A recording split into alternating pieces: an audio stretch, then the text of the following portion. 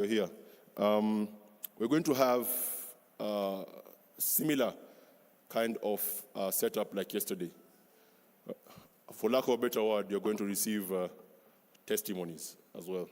And you're going to see what kind of journey and what kind of aspects some of these entrepreneurs are able to use for them to see some level of success as they walk through their journey.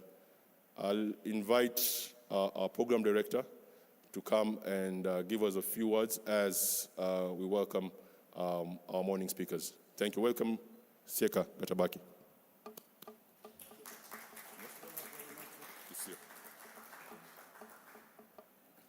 I really don't like standing in one spot.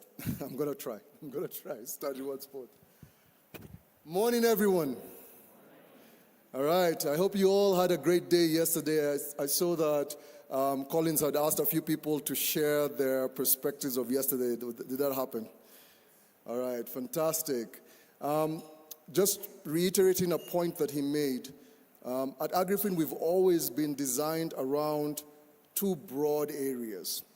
When we look at financial services, we really try and focus on how credit as a solution can support smallholder farmers, how savings, how insurance or risk mitigation, digital solutions can help farmers, as well as how payments can help farmers. We all know of the great payment story in Africa, which is the mobile money story, and the way mobile money has really changed the lives of a lot of Africans, not just by the velocity of cash, but by the jobs created in the countries where it has scaled beyond 1 million customers. Then when it comes to information services, as Collins mentioned, we look again across a number of things. Market access is one of the biggest information services because actually to link a buyer and a seller, it's often a conversation, a conversation away. In fact, I remember this interesting story. There was one of the apps that actually died out. It was a P2P solution that allowed farmers to interact with each other and share their knowledge about what farming practices work. It was a kind of a helpline between farmers, and it evolved into a marketplace. And a funny thing is that there was this young man from Western Kenya who put in the marketplace that he's selling chicken. And the first person to reply was his auntie who didn't live far away, who said, "Oh, yes, I do need chicken." So it's so funny that you had a digital solution that had to actually get these two people together, and yet they could have just had the conversation amongst each other. But it shows you the complexity of trying to make market access and marketplaces work. Sometimes you do not know that information asymmetry. You do not know who wants what you have. And those people who need things do not know where they can get the supply. So that's a key information pillar that we work on. Then, as Collins mentioned as well, we look at agronomic advice, weather information. So the whole suite of products that improve productivity in the farm and also help farmers adapt to challenges around climate and adverse weather information or adverse weather events. So that gambit of conversation is what's going to happen today around the information services to look at how market access, how agronomic advice and climate weather solutions can work a lot better and can truly scale. If you recall yesterday, I mentioned the fact that the scale of the problems we're facing, the scale of poverty is a problem that we have challenged and we've faced for a long time, the scale of inequality, etc., etc. Those are huge problems, and we do need similar scaled solutions to truly have an impact and make a change that we want to see in the world. And so today, the two keynote speakers who are coming in today are partners who have shown that they have the capacity to scale. They have both gone beyond 1 million farmers, and we are celebrating their journey towards that event. It's not easy doing this by any means, and we've heard the challenges that you can face as you try to grow a business sustainably that can have an impact to a large number of people in the population. So the first person that I'd like to call on stage is a company that I really admire because in many ways they remind me of the shoelace to your shoes. Yeah? Oftentimes you think the shoe is important, but without the lace, you can't tie it and hold it together. And what this entrepreneur has built is a system that really brings everything together. Never easy, usually forgotten, but it's usually the missing ingredient that makes other services work, and they've been able to do this at scale without external funding. This is a completely internally funded company that has grown to over a million farmers. So without further ado, let me welcome Shri from Kuza.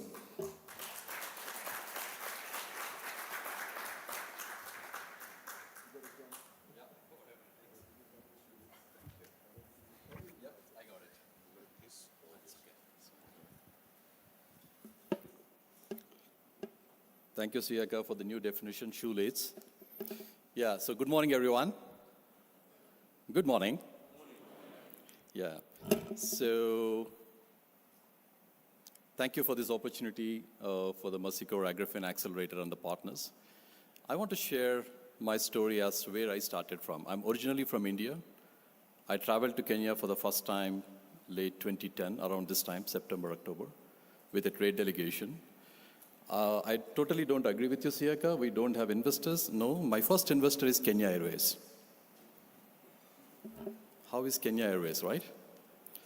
So I missed my connecting flight to Nigeria, thanks to Kenya Airways. And they gave me a visa, they gave me a hotel room to stay, and a day. And a day was good for me to move around, make few friends, understand what's going on in the country. And I picked up one thing. I'm a serial and a social entrepreneur, been in the digital space for close to 3 decades. And as a digital entrepreneur, what really got me interested is the mobile money. In my view, 10, 12 years ago, 14 years ago rather, this was the most developed country. Because a common person here, a mama boga, could actually do mobile commerce. And I haven't seen anywhere in the world where almost 80% of the population can actually do a mobile transaction. That was it for me. I said, here is where I'm going to spend, and I thought I'm going to spend a week. I told my wife and daughter that I'm coming back in a week's time, and this is the 14th year. That's the life of an entrepreneur. We don't generally think hard, think deep. And what gives me the agency to speak about entrepreneurship is I've been an entrepreneurship organization member leader. It's a global organization with more than 20,000 entrepreneurs. And having spent so much time with entrepreneurs, I realized that it's a very lonely place up there. Some of you in the room can relate to that. And that's where I started my journey. And as I started moving forward, I realized that, yes, there is something interesting about Kenya, and especially Africa. One is a very young population. We saw the demographics yesterday. And the second interesting point here is, especially in Kenya, people are extremely enterprising. And around this time, we partnered with Safaricom. We became an innovation partner. We co-created a product called Zidisha Biashara, targeting small businesses. We also partnered with Google for Africa and created an ecosystem, again, shoeless. Most of the work that we've been doing is thankless. People don't recognize. But it is the shoelace that ties everybody, and all the dots there are the ecosystem actors. Now, long story short, in less than, I think, 3 years, we managed to get 135,000 small businesses across East and West and Southern Africa go digital, in collaboration with Google, with Safaricom, locally, regionally, different partners. But we understood one thing that is common, is most of the small business owners, they don't know what they don't know. And we saw an interesting trend started happening. This is around 2012, 13, 14 timeframe. We first saw a good Android phone in this market. Safaricom introduced that because the pressure came from small businesses. It is the businesses who put the pressure on the ecosystem to come out with a new product. $100 phone, I don't know how many of you in this room remember that. $100 Android phone came into market because SMEs demanded for that. So that's number one, how markets can shape the narrative to introduce new products. And number two, what also started happening that time is we saw the reducing attention span of people. To just give a perspective, pre-COVID, it was like 18 minutes, and post-COVID, it came down to 3 minutes. And we saw this trend happening, and if that is the attention span of the people, we started thinking about a decade ago that how can we now reach to our audience who are all becoming time poor, both rich and poor. They don't have time. So we created a category called micro-learning. Micro-learning is bite-sized learning, and we started using video as a means to now start educating people, not necessarily talking down upon them, but giving them the choice to choose what they want, when they want, in the context of their situation. Like, for example, if I'm a small business owner, I want to really know about credit. I'm interested in knowing it only when I need the money. If you take me to Strathmore, you do everything, I'm still not going to get it till I need it. So the contextual learning came into being.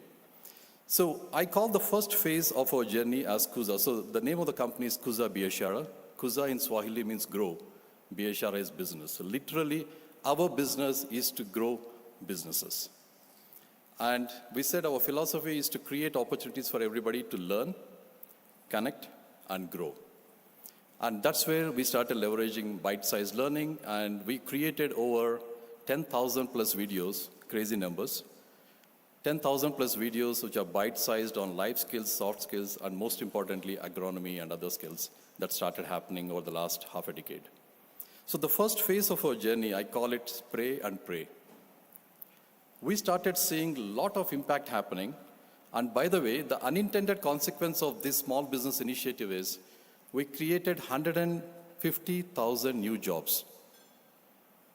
I call it unintended because we had no clue what was happening. This is what I call the power of +1. When you empower a small business owner and you give them the idea or the tools or the pathways, there's something they were doing. They were doing it +1. That is, they bring somebody from the family, somebody from the neighborhood, and that's where the job started creating. And we had no idea. So as this started happening, we realized that 70-80% of the people that we are spending time with were actually dependent on food and agriculture sector, directly or indirectly. That's what motivated us to now start looking at what can we do here.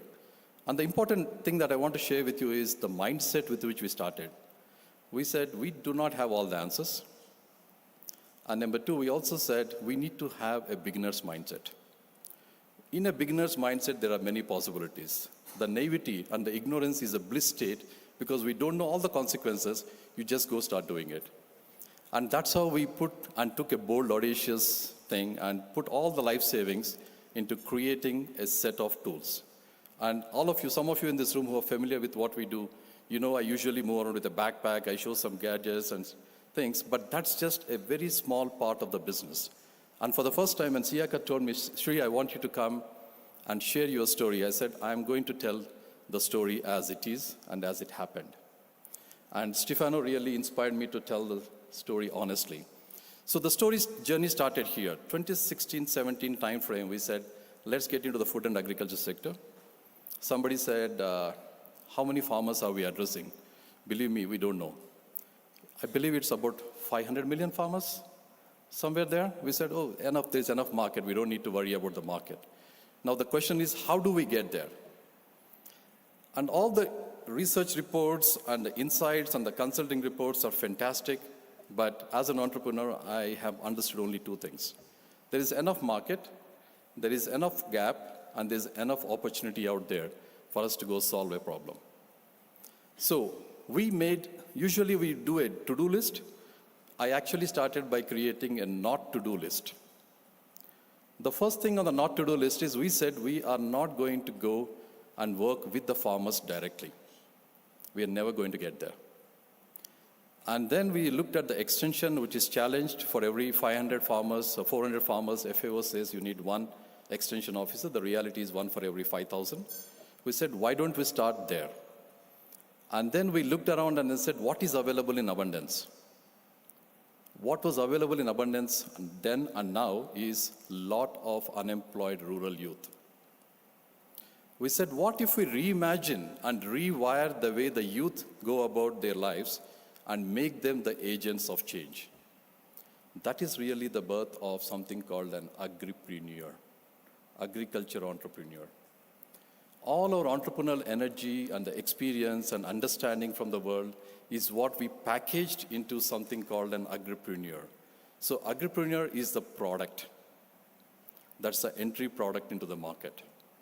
And we defined 3 core principles on which we'll go about doing this business. Number 1, we said, we are nobody to tell them what to do. We get them ready. Ready is a product, by the way. We launched something called Rural Entrepreneur Development Incubators.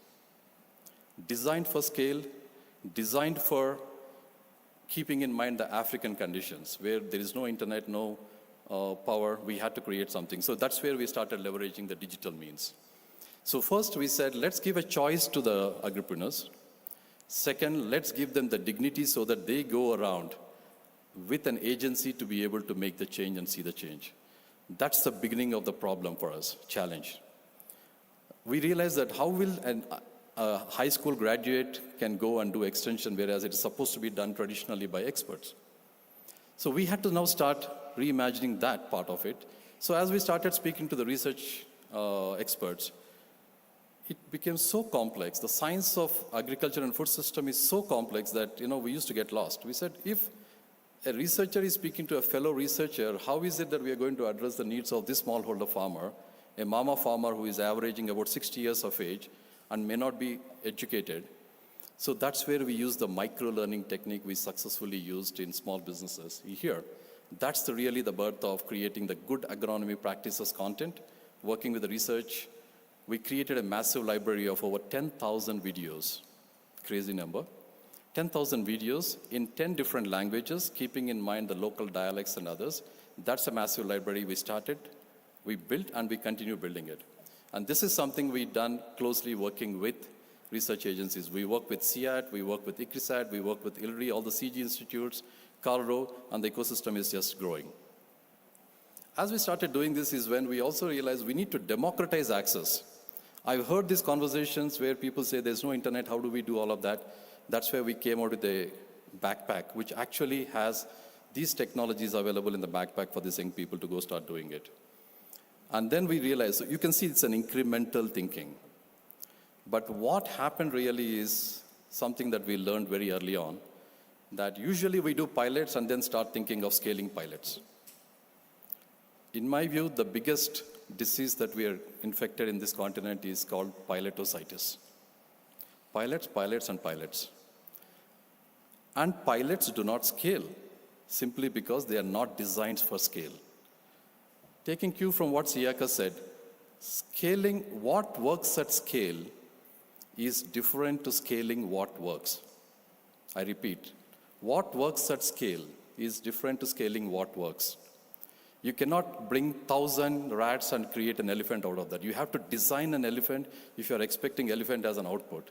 So we created this entire architecture of creating an agripreneur at the last mile so that you're able to do extension, bringing service providers from the other side so that now you're able to bring in a market and supply and demand kind of a thing, and ensuring that all the ecosystem starts operating together is been a dream state for me personally. And I need to admit, I failed successfully.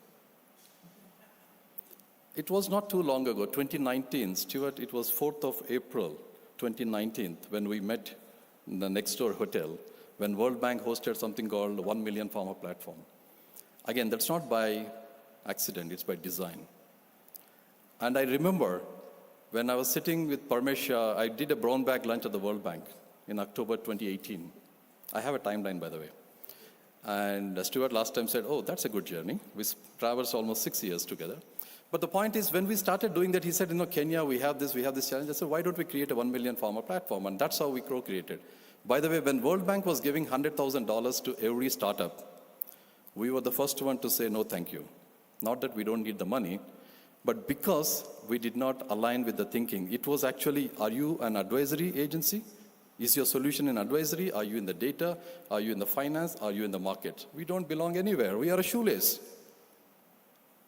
So which category do we belong? We do not belong to any category because we are horizontal. We are cutting across all of them. An agripreneur with the ecosystem is cutting across everybody to be able to solve all of this. So we do not belong anywhere. We actually invested, co-invested, co-hosted that in 2019. That's the beginning of an ecosystem journey that started. And along this journey, we have seen there are a lot of startups coming together with something. And the second lesson that we learned is Individually, all the AgTechs are very strong, but collectively as an ecosystem, we are very weak. They are point solutions which are solving a specific problem. A soil care is solving the point solution of soil testing. A Hello Tractor is solving the solution of tractor booking. But imagine from a farmer point of view, a farmer is looking for a solution. And who is offering the solution? So that's why I say individually we are strong, collectively we are weak. And from here is where the next phase of our journey started. It was actually, going back to the COVID time is when we were challenged. We got the first UN contract to do something with agripreneurs. By the way, this is World Food Program. I see the Farm to Market Alliance team, the CGA team. They did the first mistake of giving us an opportunity to do a small pilot with 15 entrepreneurs. And I call it a mistake because it was a goodwill gesture. But the 15 entrepreneurs from the first cohort, I'm sure Baxen and all you remember, they became rock stars. They became rock stars, and we have one of the rock stars presenting today in the later panels, talking about a story. And most importantly, that journey started off, and COVID happened. What do? We could not go do one-to-one mentorship, which is how it was designed. But we had a roadmap. By 2023-24, we said we'll have a hybrid model, and we will have an omni-channel, a lot of English. What we meant is farmers should be able to access from different channels. I would say the extreme conditions of COVID actually were a fertile soil for extreme innovation. It was in 2019-2020, we had to reschedule and create the product back. And remember how challenging it was. We had to actually get the devices out there, and we did a 10x scale in COVID time. For me, that is the best proof of the pudding. I have a lot of respect for research, but we do a lot of traditional thinking like RCTs and all of them. We don't have the money to spend on RCTs. You need $1 million to do RCT. For me, the proof is in the pudding. By the way, these agripreneurs, we are now a little over 5,000 agripreneurs, serving 1.2 million farmers across 6 countries and 2 continents. And we haven't raised a single dollar of external investment. So there's a lot of peer pressure when you see other AgTechs, oh, we raised $30 million, $50 million. I don't know, it's good news, bad news. But we definitely said, let's learn to live within our means and be focused on what needs to be done and not chase a shiny object. That actually helped us to stay grounded. And most importantly, I know there is a DPG conversation going on, the digital public good and digital public infrastructure. I believe the journey actually started in 2019.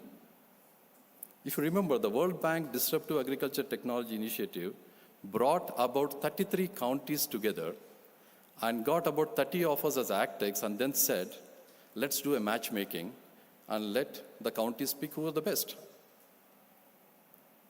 And World Bank said, we would actually bring in the farmer database to you, so you all stop chasing farmer databases and registry, we'll get them and you start solving the problem for them. And interestingly, that was the biggest investment scenario for me, a matchmaking. Out of 30 counties that we bid for, 29 of them selected to work with us. 29 of the 30 counties that we pitched actually worked with us and gave us the experience and the learnings and the insights of what it takes to work with government. I know there are a lot of discussions on government and how scary it is. But there's one thing that I really learned from this experience is scale.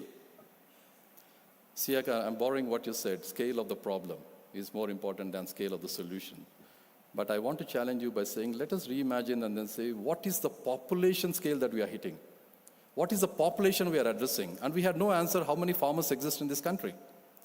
By the way, last year we have actually drove an advocacy drive and all of this to get 6.5 million farmers in this country are now profiled. You know who did that?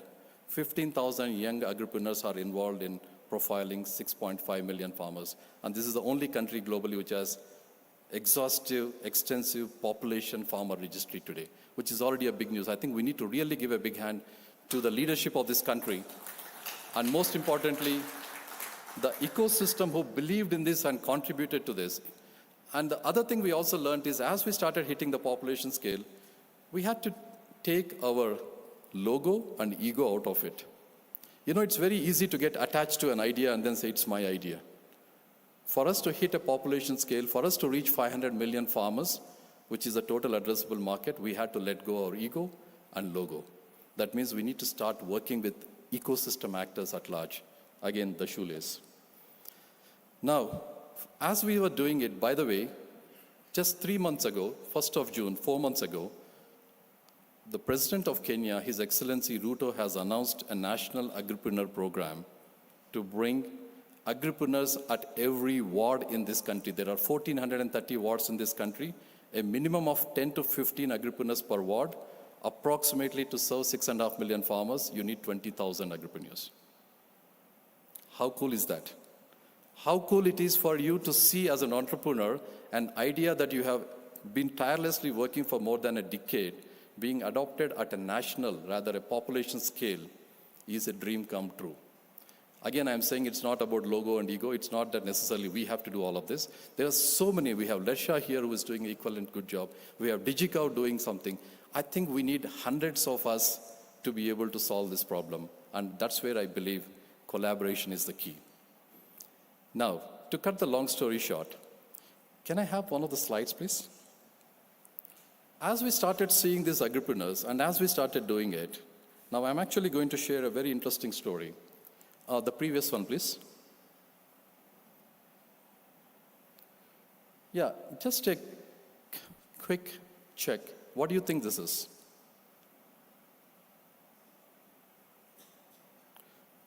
Check, check, check.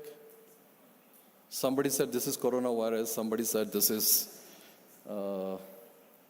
whatever. But most importantly, I think I have a laser here.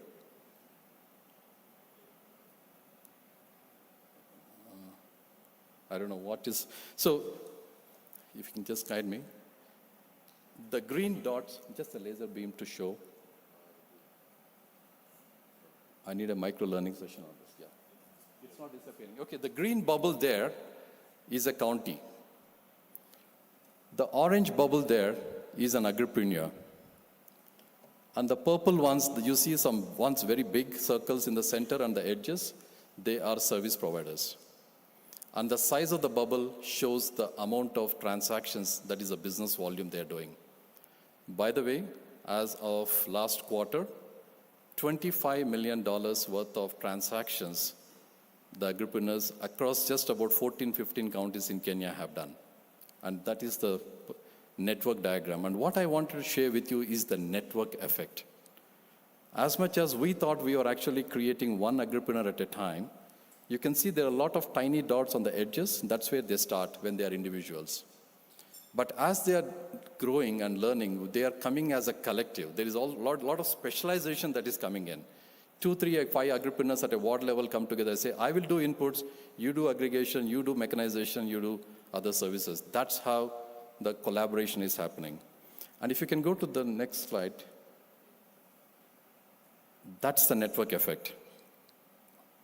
How you can see the explosive nature of what's going on. Thank you.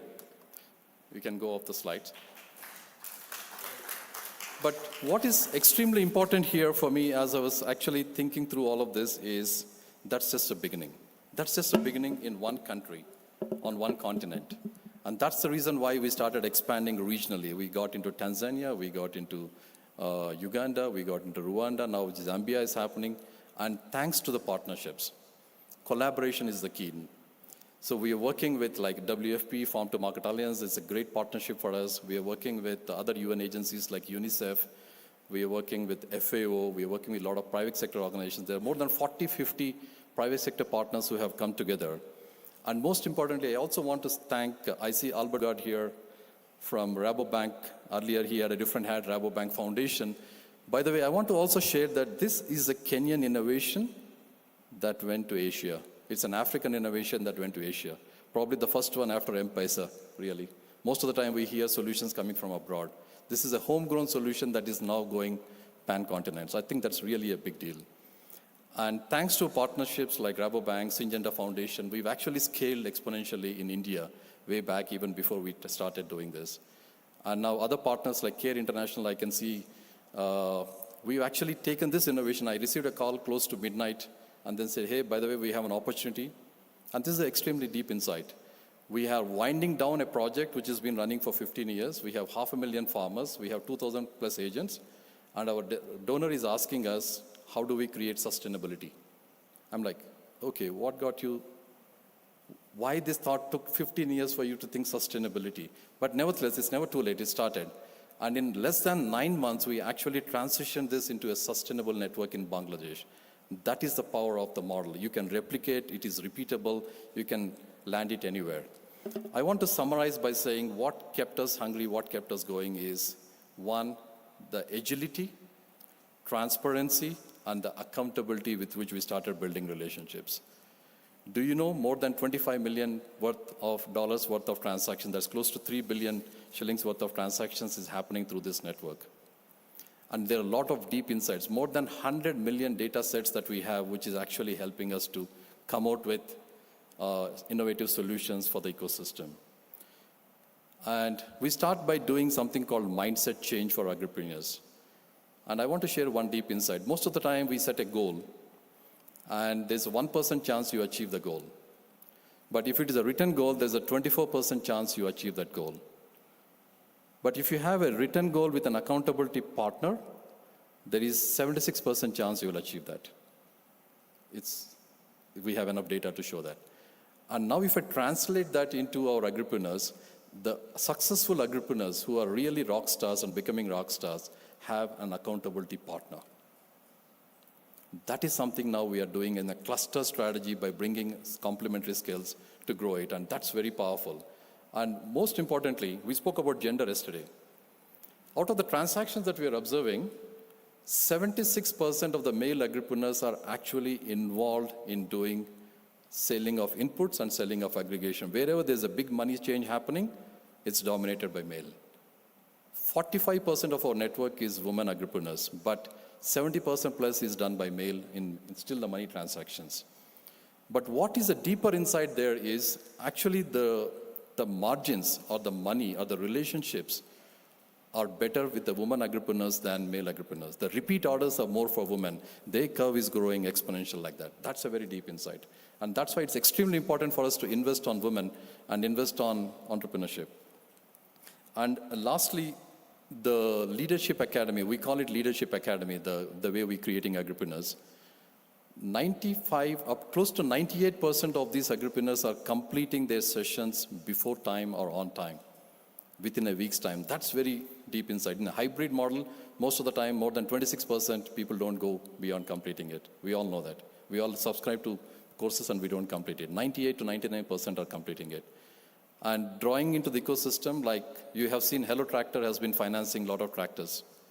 The inside story is 98% of the agripreneurs who actually got Hello Tractor are graduates of our Leadership Academy. So we are actually, again, the shoelace, creating this funnel and the pipeline for the ecosystem to start continue doing it. And lastly, thanks to the partnership with governments and also WFP, we are seeing a very interesting trend in climate smart technologies. The agripreneurs from the ASAL, the arid and semi-arid counties, are actually doing more innovation than the ones from central and western Kenya. They are more hungry. They are the ones coming out with better solutions. They are actually showing us that you can actually bring a livestock and a farm-based solution, and which is basically their thinking portfolio there. They're doing diversification, they're doing specialization, and that's very interesting piece that's going on. To just summarize where we are right now, at the next phase of the growth for us is to start thinking institutionalization. So we started thinking scale, and we gave a definition to scale. S stands for staff on demand. We are a very small team serving more than 1 million plus farmers. We don't think we need to build a 1,000 people organization to serve 100 million farmers. And how are we doing it is by C, community, and leveraging the communities. And A is where we are using a lot of algorithms. As and when we understand something, we are doing algorithms. We are probably one of the leading AI company, which we don't say that because we use this to power our agents who are actually empowering the farmers at the last mile. And L is leveraging assets. By the way, we are leveraging primary public schools in the country as a place from where we are doing demonstration farms. Isn't that cool? We are doing generational intervention by educating the primary and secondary school kids on regenerative agriculture practices and bringing their parents back to school so that that's where they are able to learn. And that's what is E standing for, experimentation. So my passing comment here, I know I'm running out of time, is think scale. I think we build the case. Think sustainability. I think it's equally important. And most importantly, think speed. We don't have all the time in the world. And that's where I think we need to put our heads together, come together as a collective, and then let's all learn, connect, and grow. Thank you.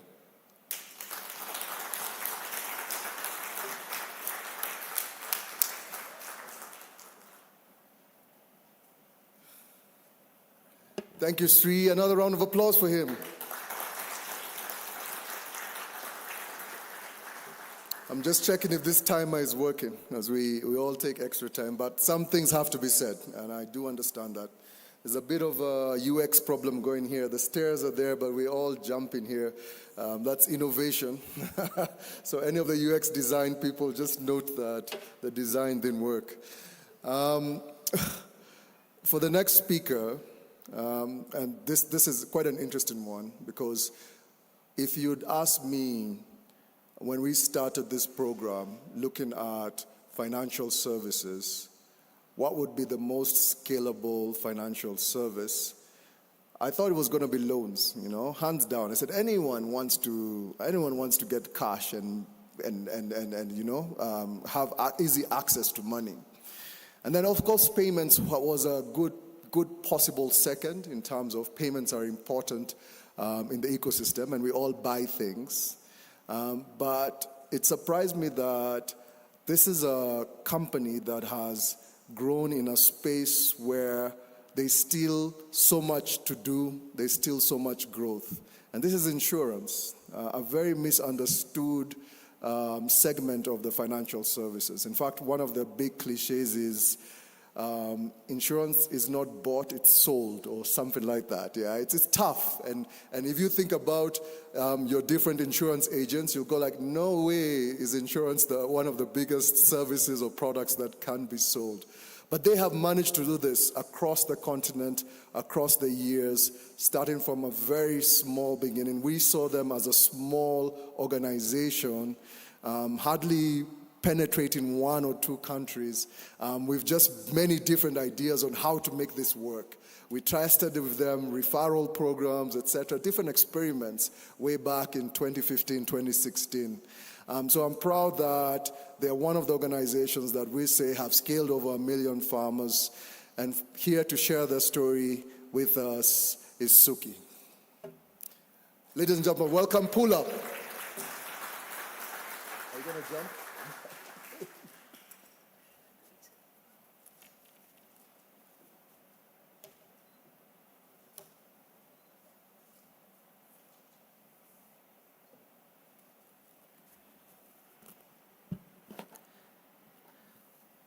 Good morning, everyone. My name is Sukirti Vinayak, Suki in short. I lead Pula Advisors in Ethiopia, Nigeria, and Asia. I've been trying to expand the business across the Global South with a wonderful team of highly impact-oriented professionals. Now, I started working in agriculture about 8 years ago, and I started as part of Indian politics. So my sense of what the broad agricultural sector needed was purely from a farmer's perspective. Right? For me, I used to believe that farmers know everything about the soil, they know everything about the weather, they know everything about managing their resources, and while doing all of that, they ensure our food security, right? Because I was coming from a very political standpoint. So for me, farmers were like angels, with their thankless presence. Now fast forward to 2024, and I've worked with farmers in multiple countries in the Global South, and unfortunately, what's become quite common for me is to meet farmers who would tell you that the knowledge which has been passed on to them by their mothers and their fathers, about understanding rain patterns, about understanding wind, about understanding the pests and diseases that they deal with, anything that we would call conventional wisdom for farmers, right? It's now been thrown out of the window. right? I think we all have seen that, right? Extreme weather events which are being triggered by climate change has made that knowledge fairly inadequate and unreliable, if I may say that. Now, I've found this realization quite paralyzing, right? And with time, I developed, a mild case of what we call climate anxiety, yeah? So what did I do to address my anxiety? I joined Pula. Now, I won't recommend that to everyone. It's a very high-paced, crazy environment, so I won't recommend that to everyone. But I did it anyway, right? I joined Pula to scale up climate risk solutions for farmers in the global south, right? Now, I'm a policy nerd, and I'm a believer of crowd-funded politics. So had I ever imagined that I would sell insurance of any kind? Absolutely not. But that is the beauty of what we are trying to do at Pula. Now, Mercy Corps has been a solid partner to us for several years in helping us realize our vision through many different partnerships in Nigeria, Zimbabwe, Ethiopia. I think Zimbabwe and Ethiopia are very notable mentions because we've managed to scale up, I think, about 20 times in Zimbabwe and about 10 times in Ethiopia. And the initial, some of our initial partners included Mercy Corps in both these markets. And so for today, Sieka asked me to highlight some of the challenges that we faced as we were scaling as a company and what we did to overcome them. So I'm not going to do our standard Pula pitch. I'm going to try and talk about some of the challenges that we faced and what we did to overcome them, right? Now you can imagine, as a private sector company in a development sector sort of a space, we are leading a very progressive cause in the global south. We are relying on governments for 3/4 of our business, and we are using tech to increase our cost effectiveness. So you can imagine there are many challenges that we run into, right? And challenges right from convincing people to buy insurance, in reliably handling data, in making timely payments, in getting our tech to work in remote, some of the most inaccessible areas in the world, and to do all of that to reliably collect data. We face many challenges. But today, allow me to focus on 3 challenges only. First one, how to distribute at scale, right? So we thought farmers would voluntarily buy insurance once they understood insurance, right? We thought they would choose to buy inputs which came embedded with insurance. But we got that so wrong. I don't think we could have gotten it more wrong. But farmers chose to buy inputs which came with the free t-shirt, rather than inputs which came with this promise that if you lose your crops, you will get your input money back, right? And I don't blame the farmers. I think I would have done the same. Because getting your money back if you lose your crops, it's just too good a promise to be true, right? And then there's also something about free t-shirts, right? That you don't care about fitting. So, if I was in their case, I would definitely buy a fertilizer bag which came with a free t-shirt, right? So we went back to the drawing board and we tried to understand how can we get farmers to trust insurance, right? How can we get them to believe in the concept of insurance? Because our target audience has never had access to any kind of insurance and they've never bought any kind of insurance, of course, right? And now, as is often the case, right, sustainable solutions are elegant and simple. We understood that we had to leverage distribution systems that farmers had already used and that they believed in, right? So we started embedding insurance in input systems and credit distribution systems, right? This has allowed us to scale rapidly using systems which existed and that were already trusted by farmers. And a case in point, for example, is the Zambian government's farm input supply program. About 1 million farmers who get subsidized inputs through that program have now been insured for almost 5 years.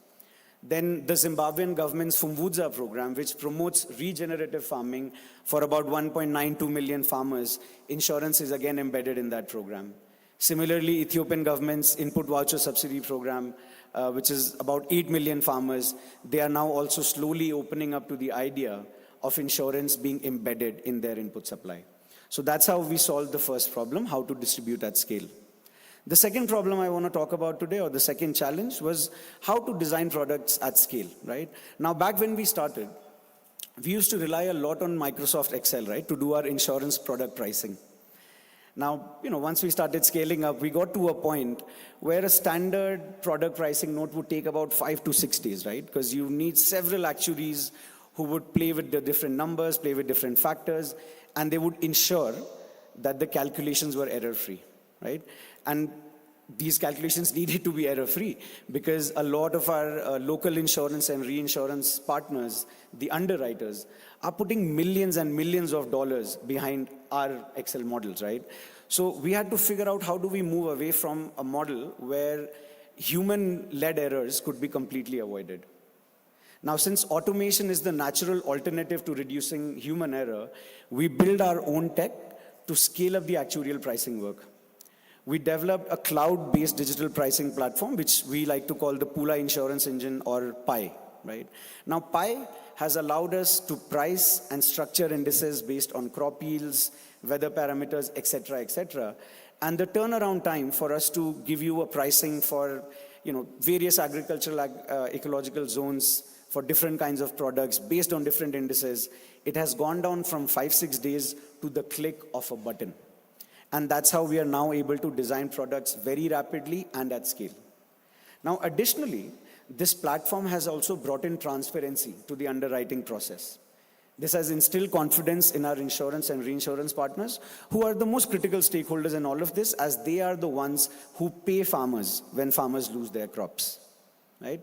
Now, speaking of which, Pula and our partners, we are delivering our largest ever payout in Zambia. I'm sure a lot of you would have seen, experienced, heard about the drought that happened in southern Africa in the last season, which has caused devastating effects on food security in those countries, and it's probably going to affect the rest of the continent as well.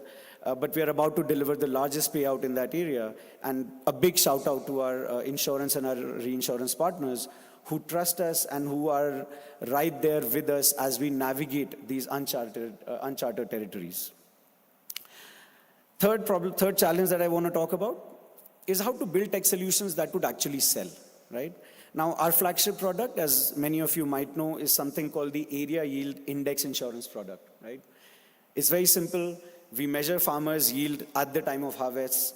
We go to the field, we do it with them, we do it with the sample set of farmers, and we compare it to the historical yields. That determines whether a farmer will get a payout or no, and how much payout will they get, right? Now, to do this, we've built a digitized rural field force of young enumerators across almost 20 markets, right? And we've created thousands of rural jobs every year in the process, and it's one of our USPs. It's something that we are very proud of. But we always keep thinking, how can we build on this strength and try to grow our business, right? Because we already have so many people out there collecting this data. We know how to train them at scale. We know how to get very good data from them, and we've automated a lot of our checks. But how do we really, leverage this a little more to grow our business and to add more value to farmers, right? That's what we've been thinking. And we tried to develop sellable insights for governments and agribusinesses on topics such as agronomic practices, such as input usage, right? We asked farmers, how much fertilizer did you use, right?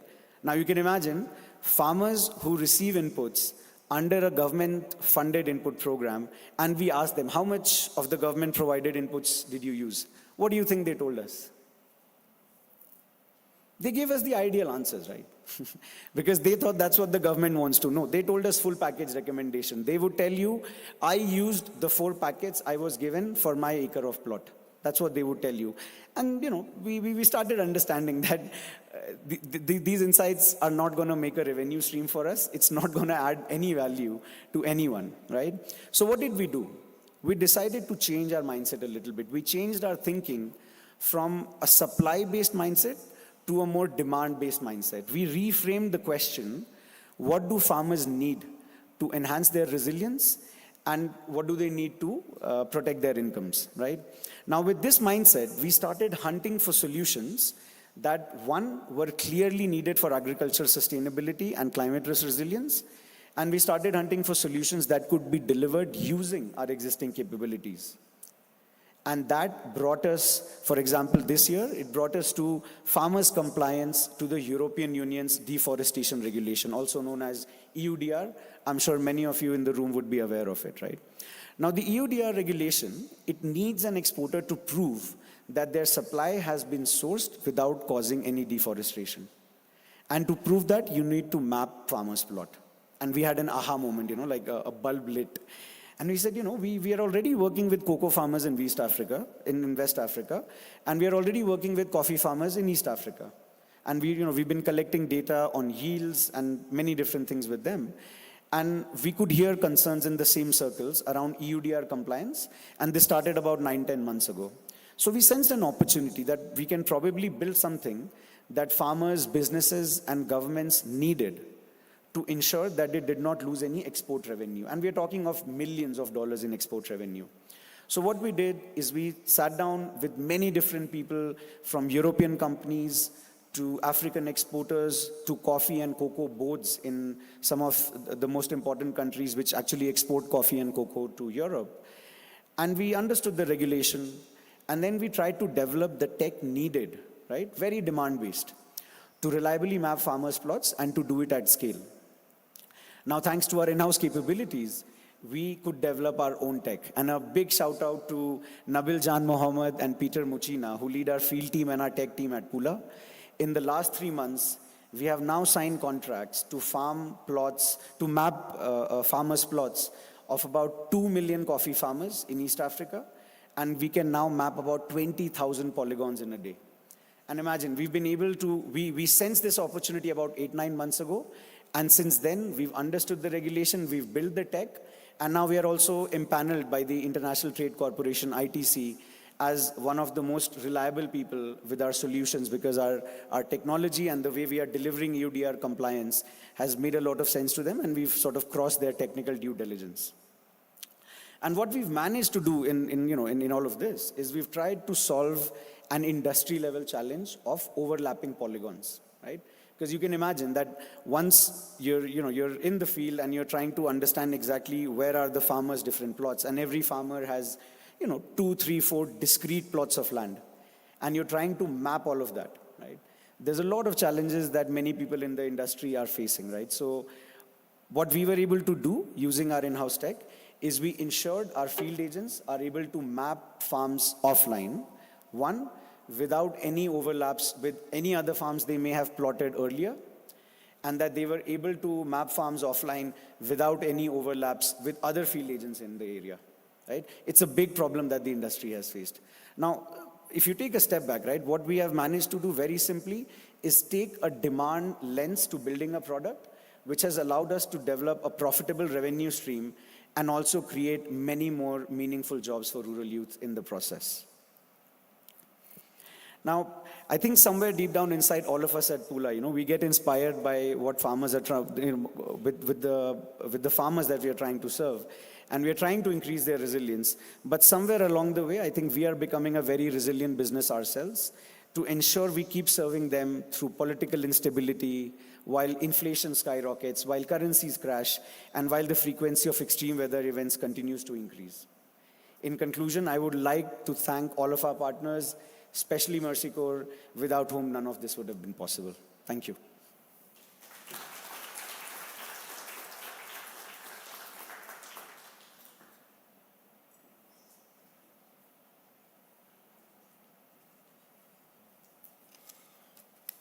Thank you. Thank you very much, Suki, Sri.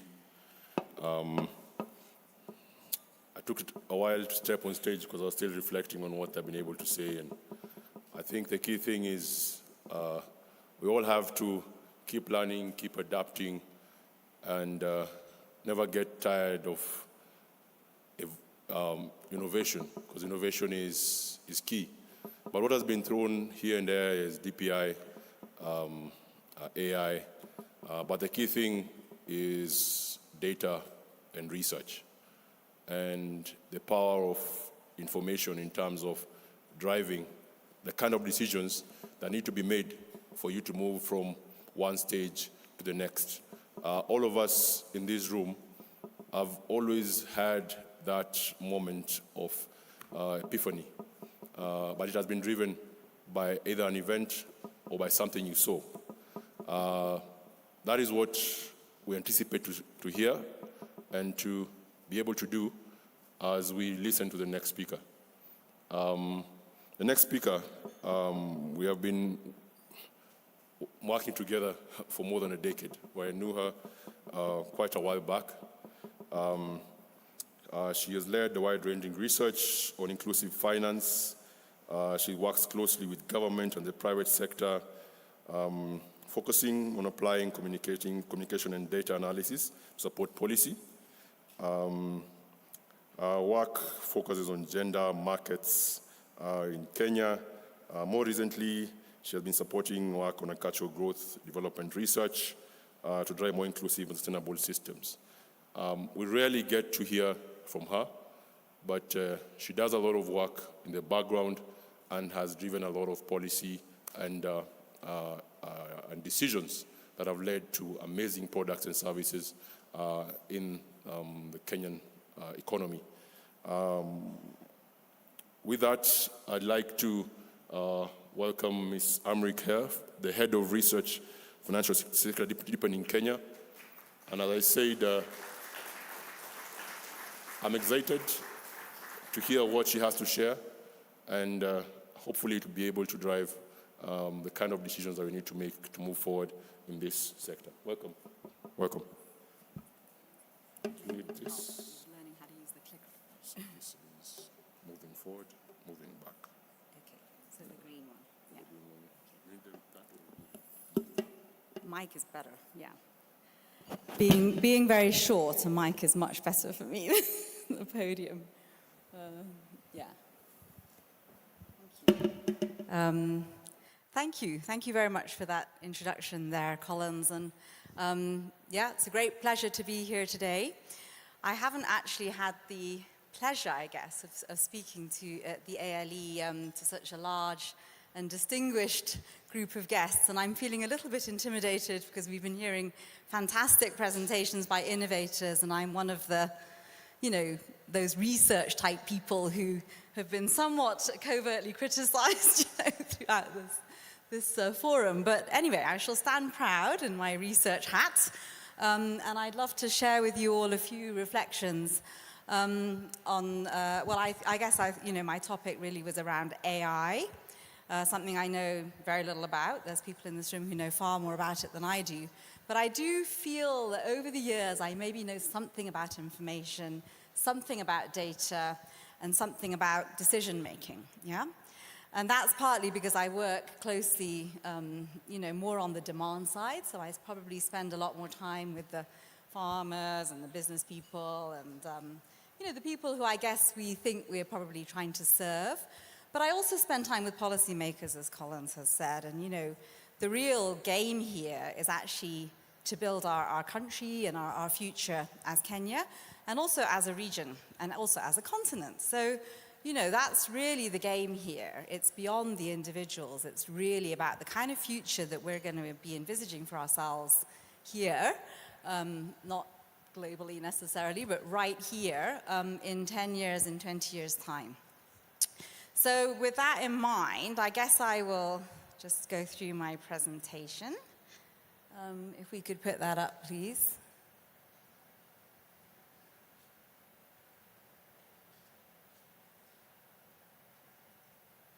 I don't know, presentation?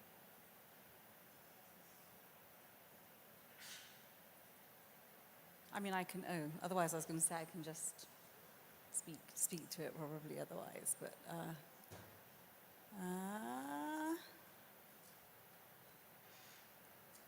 I think it's not, I don't think this is it.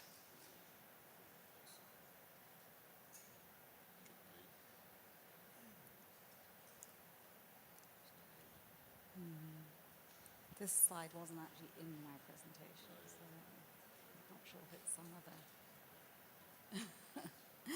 Okay, well, I'm going to start us off anyway, because, well, we call up the presentation.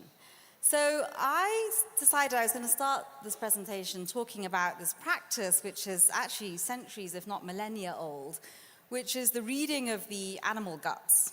It's a form of, information, decision-making, prediction, if you like, that has long been used by human societies. And of course, it's still widely used by people, especially from pastoralist areas. What they do is they slaughter a sheep or a goat, or perhaps even a cow, actually, and then they read the entrails. And they do this in order to sort of predict futures, in order to make decisions.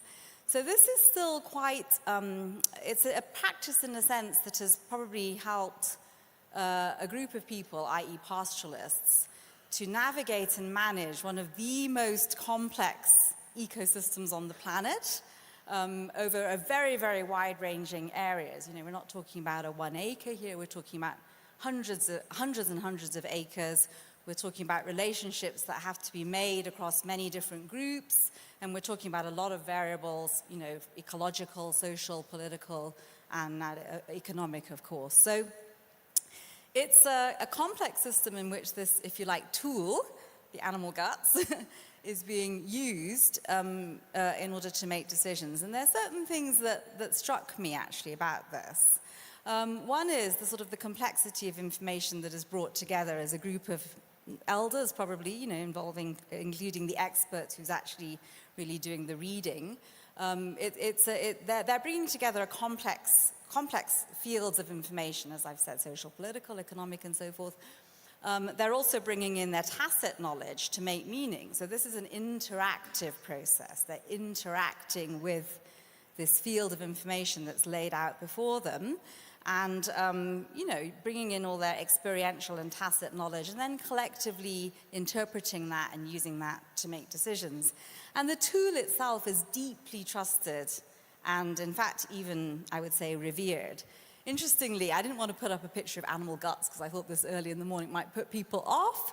But trawling around on the internet, I found actually an Etruscan sculpture, you know, from long time back, of a cow's liver, I think it was, with all these sort of hieroglyphs and symbols. So if the presentation ever comes up, we shall see that picture. Showing that this practice has really sort of been around for a very, very long time. Then I also wanted to sort of touch briefly on, you know, Mama Grace, a wholesaler who operates, who sells tomatoes and other vegetables.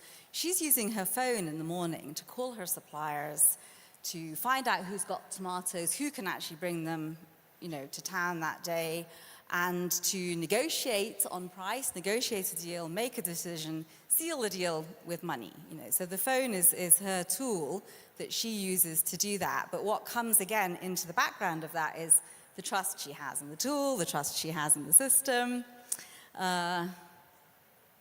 Okay, thank you. You know, the trust she has in the system, and again, the tacit knowledge. I mean, she knows these suppliers well. She knows them by reputation. She knows who's reliable, who's not reliable. So she's, again, leveraging on all her sort of social connections and knowledge to make her decision. Then we've got our cabbage farmer in rural Kenya, who is incredibly, this particular individual I have in mind, Cargo, very stubborn fellow, extremely shrewd, and incredibly hardworking. And he actually doesn't rely on a complex information tool at all. He's sort of, in a sense, bought himself a simple system that he knows works. He goes to the input dealer, gets his seeds, his fertilizer, his pesticides, puts everything in the ground, works really hard for a number of months, irrigates, and at the end of the day, a lorry comes and picks his cabbages, and he knows he's pretty certain he's going to get a profit. That system works. It's a great system, and he's making money. But how resilient it is, I'm not sure, because, again, you know, I don't know what state his soils will be in, and if he keeps putting all those inputs in 10 years' time. And then, of course, if the market crashes or if there's a climatic event, he hasn't necessarily built up the surrounding complexity to be able to adapt and pivot. And then lastly, when we were doing the FinAccess interviews, just in the last few months, because the survey is going to be launched in December, I spoke to a couple of people, actually, who one of whom was a public civil servant and the other whom was a business person in Nairobi. They've, of course, both got farms. Everybody has a farm as a side hustle, you know. So if you're employed or a business person, you have a farm. These guys were actually consulting Google. So they said, oh, yeah, we don't use all these other tools, but we do use Google, you know, to get farming advice. And in a sense, that's also a little bit sort of akin to AI. Are we going to be able to get that presentation? We can't? Aish. And the way I worked on those pictures, I found that Etruscan sheep's liver. If we could actually, Collins, I think it's actually not, okay, anyway, but if you can plug, is there a way to plug it in? Oh, I can resend it quickly. Let me resend it, because I just... It was not received. Okay, I don't know.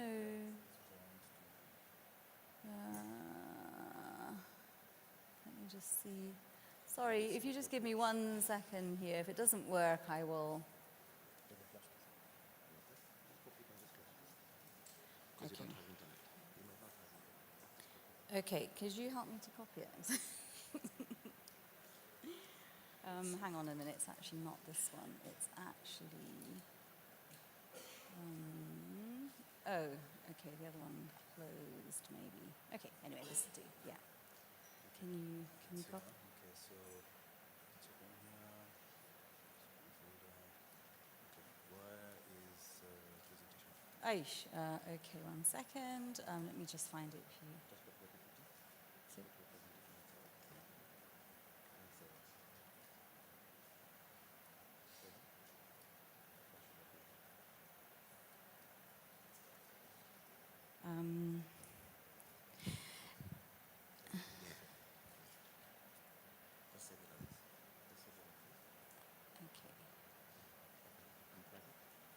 okay. Okay, that's fine. We see if that works. Anyway, so my point there is that we've already got some people are using quite sophisticated systems already to make decisions. And some of the features that jump out is that, you know, the tools that they're using are deeply trusted, and they're very familiar with those tools. They're also very accessible. And people, therefore, are able to sort of use their agency to make these decisions. With some of our, I mean, that was also, of course, the beauty of, you know, M-Pesa. It was a simple tool, it's trusted, and people are using it widely to be able to make decisions. They have, in a sense, adapted it and integrated it into the real system that we're talking about here, which is a social infrastructure. And that social infrastructure, in a sense, is what's made our economy tick, you know, for decades, if not centuries. Oh, thank you. Okay, thank you very much, okay. So anyway, there's my sheep. There's my Etruscan sculpture, which saved you from an actual picture of sheep's entrails. There's Mama Grace. There's Cargo Cabbage Farmer. Yeah. So this is what these tools are currently doing, I guess, was my point here. And yeah, so AI has many of these properties. I mean, in some ways, it's very exciting because it is a tool that is able to integrate highly localized information, you know, 30 centimeter square grids at 6 times a day. I mean, all these figures are going to get only more and more powerful. And also it's able to integrate complex information, you know, ecological, economic, social, political, and it's also interactive. So it shares many of the features of the systems that we've just been discussing. And therefore, you know, has huge potential. We're probably going to hear a lot this morning about its potential to improve production and sustainability, to use fewer resources and so forth, possibly even to support regenerative agriculture, to create efficiencies, improve coordination across supply chains, and perhaps even more importantly, to help us to manage our commons, our collective goods, such as ecosystem services, water, biodiversity, forests. You know, people have been mentioning some of these EU regulations and so forth, which of course have to be in place in a way to incentivize the better management of the commons. But really the commons is what is going to be the key really for our survival. It's not these individual enterprises that we often tend to focus on. So the role of AI in helping us to manage ecosystem services really can't be overstated. It also has a lot of potential to help governments with planning and policy, and generally, you know, to manage and reduce risks across the system. So huge potential here, yeah? But we know that there's also challenges with AI, and I think it's quite important to recognize those. And again, I don't want to be too simplistic about this, but, you know, these are sort of, you know, these challenges could present sort of quite serious issues for us in terms of the long-term game of, you know, developing the country, the continent, and also doing that equitably and doing that with the future of our next generations in mind, in other words, sustainably. Obviously, there's still issues around biases and data gaps. I mean, the models are obviously, we've heard today, increasingly being trained on very sort of local and granular data. But I think there's still a long way to go there. There's still quite a lot of bias in terms of the readings. How much do we really understand the social and political complexities of the systems in which MSCs and farmers operate? Are we able to really integrate that and overcome some of that bias in terms of perhaps our more productivity mindset that we might be bringing in to train models? Yeah. And then, of course, equity and access, whereas digital infrastructure and technology is fairly widespread in Kenya. I mean, 60% of rural dwellers still use a formal financial service, for example, at most once a month, and many of them don't use them at all. Yeah? Only about 20, this is 2021 data. Hopefully we'll see a different story in 2024. And again, I think only 20% of farmers in 2021 actually had a smartphone or had access to a smartphone. So we've still got issues around equity and access. And part of that's because of the cost of the tech and the development. If you want to work with AI models, you need resources. You need to be able to work with developers. You need to be able to work with technical experts to train and to train models to do what you want them to do for you. And of course, that kind of capability, if you like, is much more available to corporates and larger companies and even smaller companies than it is to, extension officers or chamas or SACCOs or co-ops or even individual farmers and MSEs. So we have issues around equity and access. And then, of course, there's all the governance and ethics issues around AI, the fairness, the justice, the sort of, is it just going to be used to patent all our genetic and biogenetic material? We don't want those kinds of outcomes. So we've got to make sure that, and there are, of course, EU regulations, there's also UN. I mean, there's a lot of global bodies who are trying to develop regulatory frameworks that our governments are going to need to really adopt and be cognizant of to ensure that AI is used responsibly. And if we don't address these issues, we're going to get a situation, the cones of light are really meant to represent value capture. The power of AI to capture decentralized information, if it's in the service of those who have the power to use it, who are often corporates, businesses, who really at the end of the day with their shareholders have sort of shorter term objectives of sort of profit maximization. And what we could be seeing with AI, given its power, is that those biases could be reinforced. The equity, we could be seeing a system that becomes even more inequitable than the systems that we've got today, and that in fact disenfranchises many more people in a sense. So I think that's the danger. Its very power, if you plug it into the status quo, will only reinforce the status quo. And we know where the status quo is going. Inequality has gotten worse. Our biodiversity assets, our natural resource base is getting more and more threatened. That's been produced by the status quo. So you plug AI into that system, and given its power, we're going to see very rapid change, possibly in the wrong direction. So, lastly, I don't really have an answer really to what we can do about that. Other than addressing some of the issues that I mentioned on the previous slide.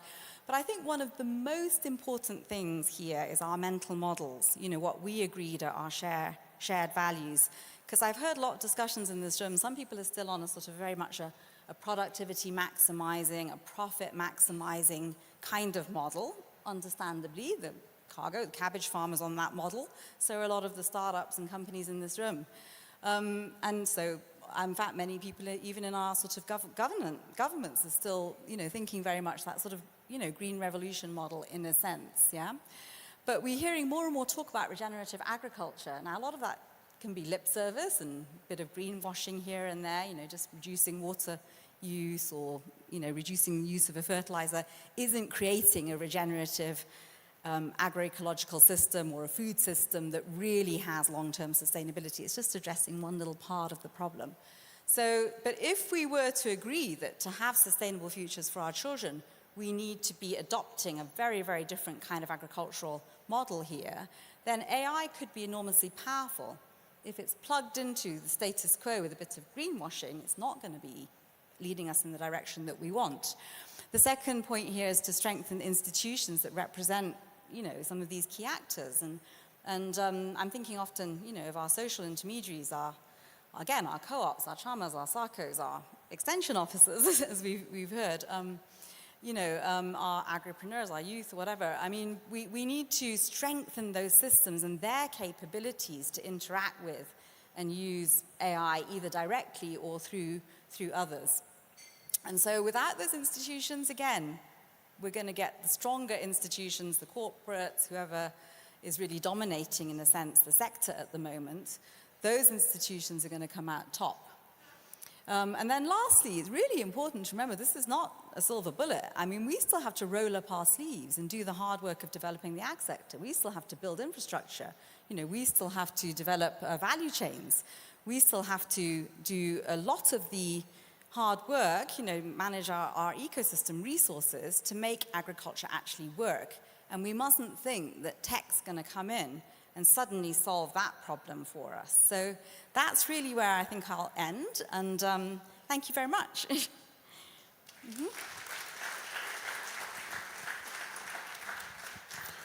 Thank you, Amrik. AI is a powerful tool. And the next moderator, my colleague, is pretty well built, probably represents the power of AI. With that, we still continue with the conversation on AI. We have an exciting panel coming up, exciting presentations, exciting case studies.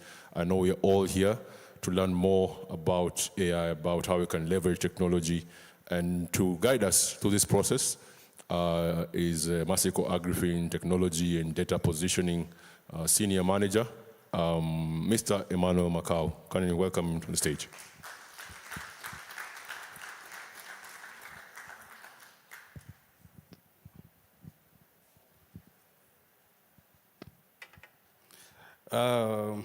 Good morning, everyone. Yes, indeed, it is very exciting.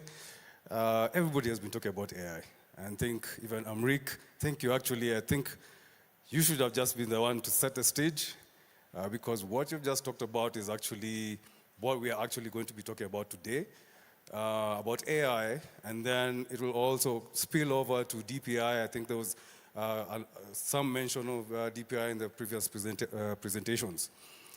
So yes, our session today is about AI in agriculture, leading innovation through localization. And I think let's start from where we as AgriFin, where we came from. We started with data. I think back in 2016 and 2017, our first ALEs, we were just talking about data and what we can do with data, how can we use data to come up with insights to build solutions for farmers. And then over the years, we started now looking at some of our partners talking about using the data to teach machines. So that is the machine learning part of it, where we train the machines to look at scenarios, patterns, and now the Pula I've just mentioned about, looking at trends and how do we look at weather trends, weather patterns to predict changes in, the current changes that are happening right now. Obviously, you've mentioned that what was there before is not there now. Yeah, so we are training machines now to look at the data, all the data that has been collected, satellite data, drone data, whatever it is, and then come up with patterns that are able to help farmers, do the best things and do the best practices. And now we are here talking about AI. So today's discussion is actually,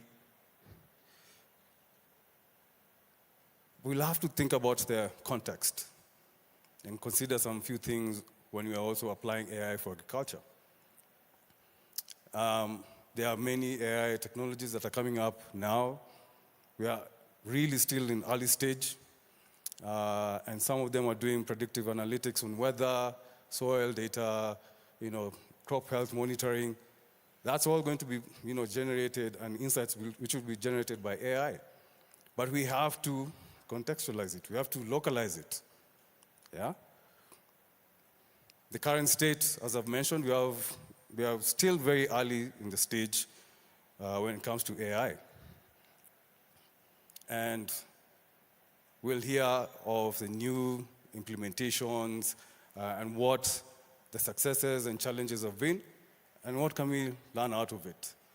How does it impact a smallholder farmer? How does a smallholder farmer really benefit from AI? We have to emphasize on localization. And then also think about, we have to move beyond the generic worldwide or global AI and just localize it for Africa.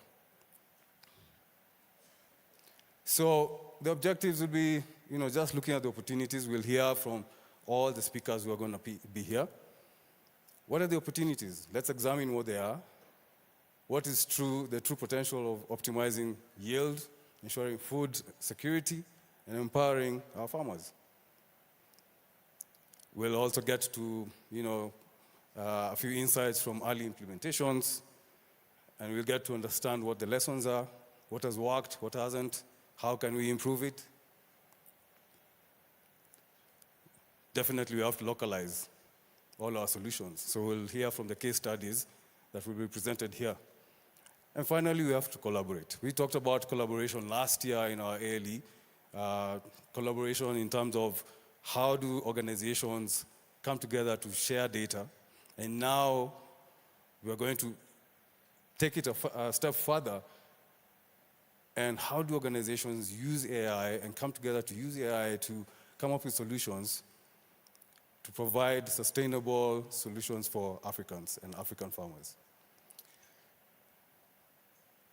And so I would like to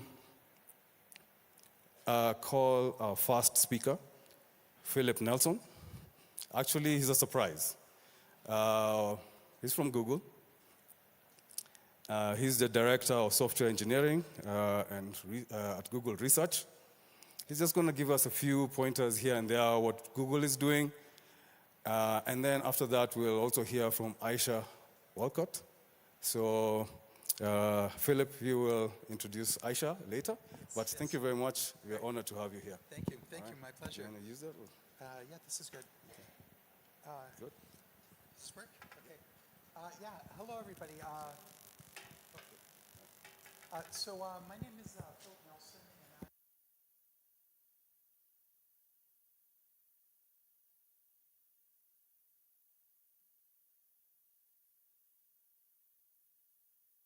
Hello? Oh, there we go. Okay.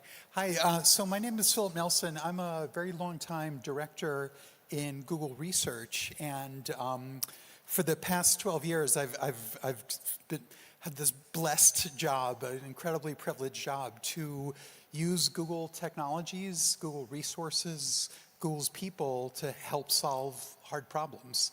It was a very open-ended charter, and we were very fortunate because we started this program right at the dawn of AI.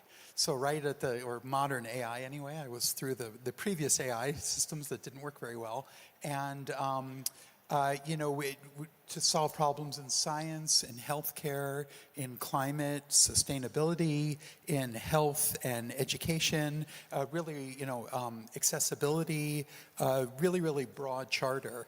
And, our goal wasn't just to figure out how to do it, but it was really to put things into practice. And so, our measure of success is actual impact. So we publish all of our work, we open it up, we make it available to the community, but then, we work very, very closely with partners. We can't really, it's very hard to deliver on the promise of some of this technology without working very deeply with partners. So, we call a lot of my teams accelerators. Like, we view our job as really helping the helpers. I mean, there are people that are on the ground doing the real work that, and we try to accelerate what they're doing. So, I'd love to just maybe tell you about a few of our projects to put some of this in context. So, about 10 years ago, one of our people visited one of the hospitals in India that do amazing work, an eye hospital that sort of treats everybody. And we asked them just, how can we help you? How can we be helpful? And, diabetes is an ever-increasing disease in the world, and about a third of people with diabetes get a syndrome called diabetic retinopathy, where it breaks down the blood vessels in their eyes, and about a third of them will go blind from it. And so it's the fastest growing cause of blindness, and it's totally preventable. So we sat down and worked with these doctors and said, can we use AI, very early version of AI, to help screen people to diagnose whether or not they need to see the doctor? And we did that, and it was a great success intellectually. We published a paper in the Journal of the American Medical Association. We ran clinical trials. It was, just described as one of the most influential papers of the decade. But that wasn't enough. We wanted to be actually screening people for blindness. So, the work from doing the intellectual AI to actually impacting people was a tremendous voyage that involved lots of partners. So, just as an example, you can't just screen someone and tell them they're going blind. You need the systems in place to then go help them, get them the right medication. So, Google then went on, we built a camera. It's very difficult to take a picture of your retina, the inside of your eye. So we built a special AI-driven camera that made it much, much easier to take these pictures.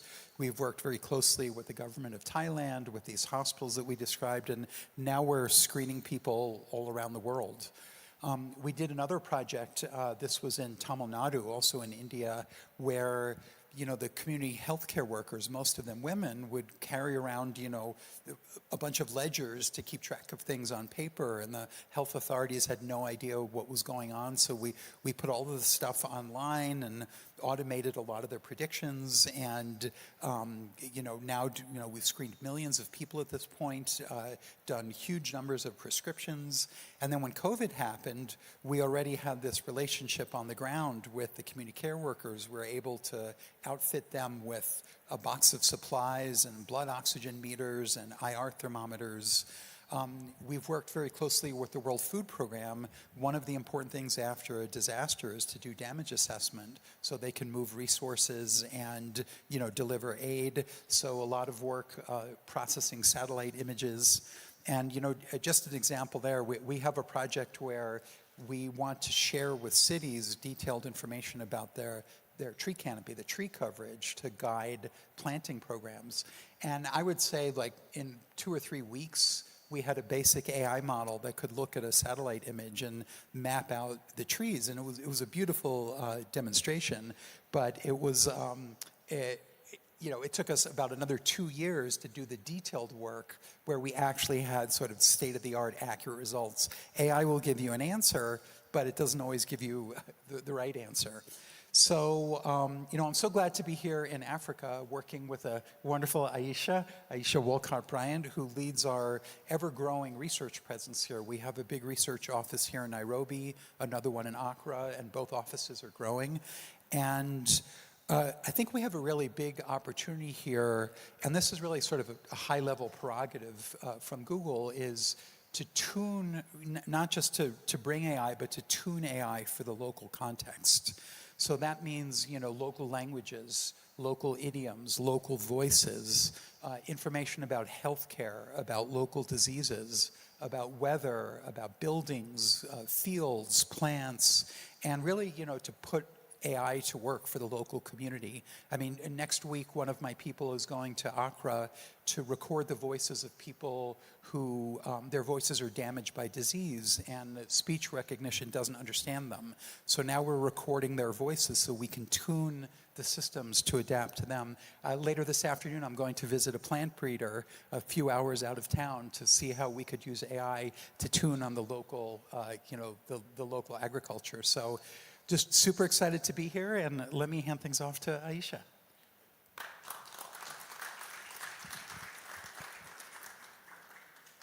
Thank you. Okay, thanks. Okay, great. Thanks. I'll try. I'd like to try not to say AI. I never did until 2 years ago, and you guys can map what happened 2 years ago. To be quite honest, I've been working here for more than a decade, and actually, actually closer to 2. As a roboticist, I have my PhD in Africa. So that part is not shaking. But all my background in robotics books and artificial intelligence books, and notice I said artificial intelligence and not AI, so I said it there. All those have a core set of algorithms and methods in mathematics and statistics and others that are really at the heart of all of this. And I think that's important. It's not a magic box. There is math, there is compute and infrastructure that defines this. It's actually quite principled because right now we're only looking at ones and zeros, so that's yeses and nos, essentially. Quantum might change those things, but I think it's important to unpack the reality of it. I also want to take the alternate perspective of localizing and making things relevant to this context and say, we will build it here, we will come up with the ideas here, we will develop the new algorithms here. It's already happening. Steve will talk a little bit later about incredible computer vision work, absolutely cutting edge, that is helping plant breeding. So we are already doing and having an AI conversation from Africa that is building and supporting the rest of the world. And you've seen examples already. So our team, Google Research Africa, we're on the societal impact side of this. And because there are a lot of very big challenges, we look at those types of problems for which there is potential for impact at scale, generally at the nearly hundreds of millions, if not billion-person scale, a lot of that being in climate and sustainability. Now, for me personally, and I take all of my work and all of everything I do here very personally, I sit against this backdrop, the backdrop and the beauty of the fact that this continent is rich, it's diverse. We have more than 2,000 languages, 3,000 ethnic groups. 40% of the global youth will be on the continent of Africa. In the next couple of decades, we have this projection of maybe 2.5 billion, more than doubling our population, and where every 1 in 4 person on the planet Earth that you get to bump into will be from Africa. What an enormous, incredible, just hard to envision future. But you see this reality that we grapple with. And this is me connecting with my work as a mother. First, all of those people have to be born. So we've got another billion or so people that will be born in Africa. That's maternal care. That's a newborn and fetal health care. And then how do we keep them healthy as they grow? Food is day one. They ask for milk, right? This is day one, maybe even less than day one. It's the first couple of hours. So wrestling with this reality of the growth of the continent, our impact in the world in the context that we're in, and having challenges around nutrition and food access for those of us on the continent, it's an unbelievable maybe paradox that we have no choice but to use whatever tools, I don't care if it's AI or what it is, whatever tools so that we can have a happy, thriving future for our youth and for the world, the climate, and all perspectives. So we sit on top of this hopeful reality where we make this investment in Africa. It's so important, and that we hopefully see this investment twice or in return. You talked about investing in the youth, giving them the skills, getting them excited about agriculture. Super important. I think I can skip that slide given time.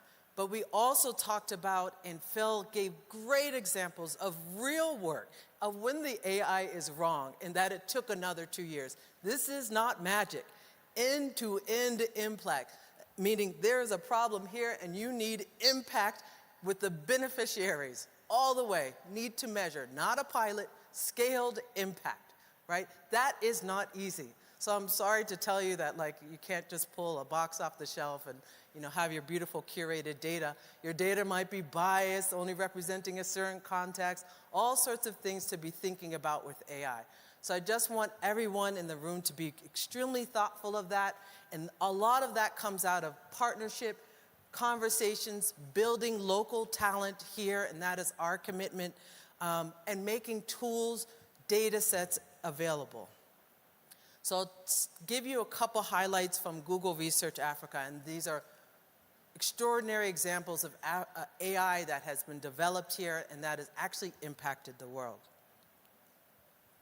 First is we are a part of a larger team. You heard Phil talk about some examples from our team. On the climate side, we have a portfolio of highly selected projects where we actually believe, and we double check all the time. So this is a part of like leaving your ego at the door and criticizing the work that you do because you know it needs to benefit people, right? So we have a very selective portfolio of work, a part of our broader team. The bottom row is the work that we're doing in Google Research Africa. But this work was born from a climate perspective with our flood forecasting work. And what's super fascinating about this work is the research process. It was just like a half an engineer. For those of us in private sector, you know, you do 0.5, a SWE, and those kinds of things, right? Thinking like, we can make a difference. There is already a solution. Hydrological modelers do forecasting of floods, but we can make a difference with AI. That's the bet. Explore, explore, explore, find evidence that this is possible. Highly methodical, start with the linear and regression methods first before you ever throw it into some complex whatever thing, right? Very systematic project. This is 7 years old. Small village we started in, working with, interacting with them, asked them, you know, at what point do you need to evacuate a community?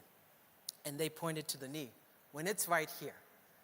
That changed the type of modeling that we as AI researchers need to do for this problem. That partnership and interaction with the community. We would not know by guessing it from the lab. So this is a really great example. I'll give one other example of Mecca. Mecca was a problem, this is a, you know, dare I say, where we in the Africa office, in our Accra office, were looking at Google Maps. We're not represented in Google Maps. We demand representation in Google Maps from a mapping and building and infrastructure perspective. And now this project started there. It has coverage of not only Africa in terms of building, and this is for damage assessment and also census and population and disaster response, but now it's got 1.8 billion buildings. This is all open and available data set. We call it Open Buildings. You can look online. And it's across much of the global south. Born here, impacting the world. So it's completely possible. And lastly, we have early work with our team in Accra around addressing the challenge of observations of satellite data for weather forecasting in Africa. And this is really cool because we're not doing prediction or classification, kind of the common things. We're trying to figure out, well, Africa's got all these gaps in terms of satellite coverage, and we can't use all these incredible, sophisticated, precise weather forecasting methods that are out there.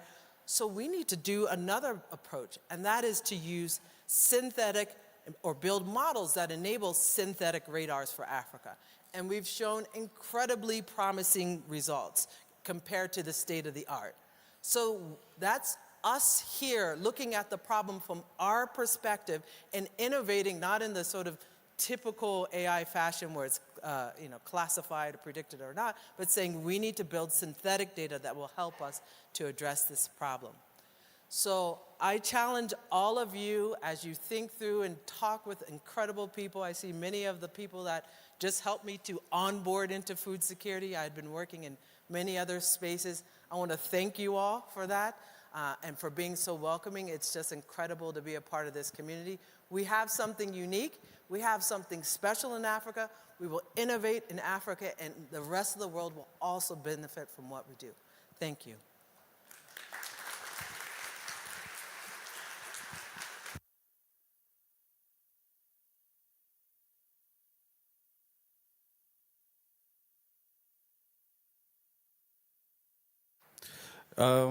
Thank you very much, Aisha and Philip. I'll call in my next moderator, who's actually going to help me run this session as well, Annie Ghosh from CG. and he'll call in the next presenters for this session. Thanks, Emmanuel. So Aisha set the stone very well. So any form of agriculture advisory, it all starts with a good forecast. So we will know how the innovations from Google and other partners are being used by the local Center for Excellence here, like the EGAD climate prediction centers, to generate AI based forecasting, and how they are using it, how they are developing those data set to help the small scale producers. So with that, I will invite Maslin to the stage to talk about the great work that they are doing.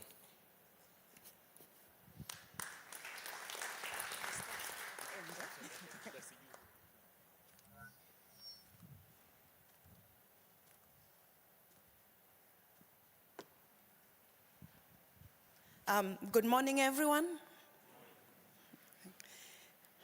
Good morning again. So maybe just to start off, just a quick question. In terms of accessing focus,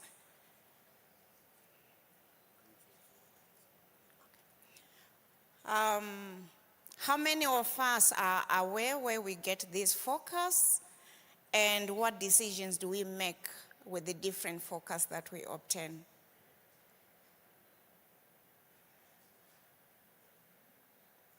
No one is lifting their hands, so we don't use focus at all. Climate focus? No one? So it's like I only saw like 3 hands. Is that a true reflection? Focus for agricultural decision making? No? Okay.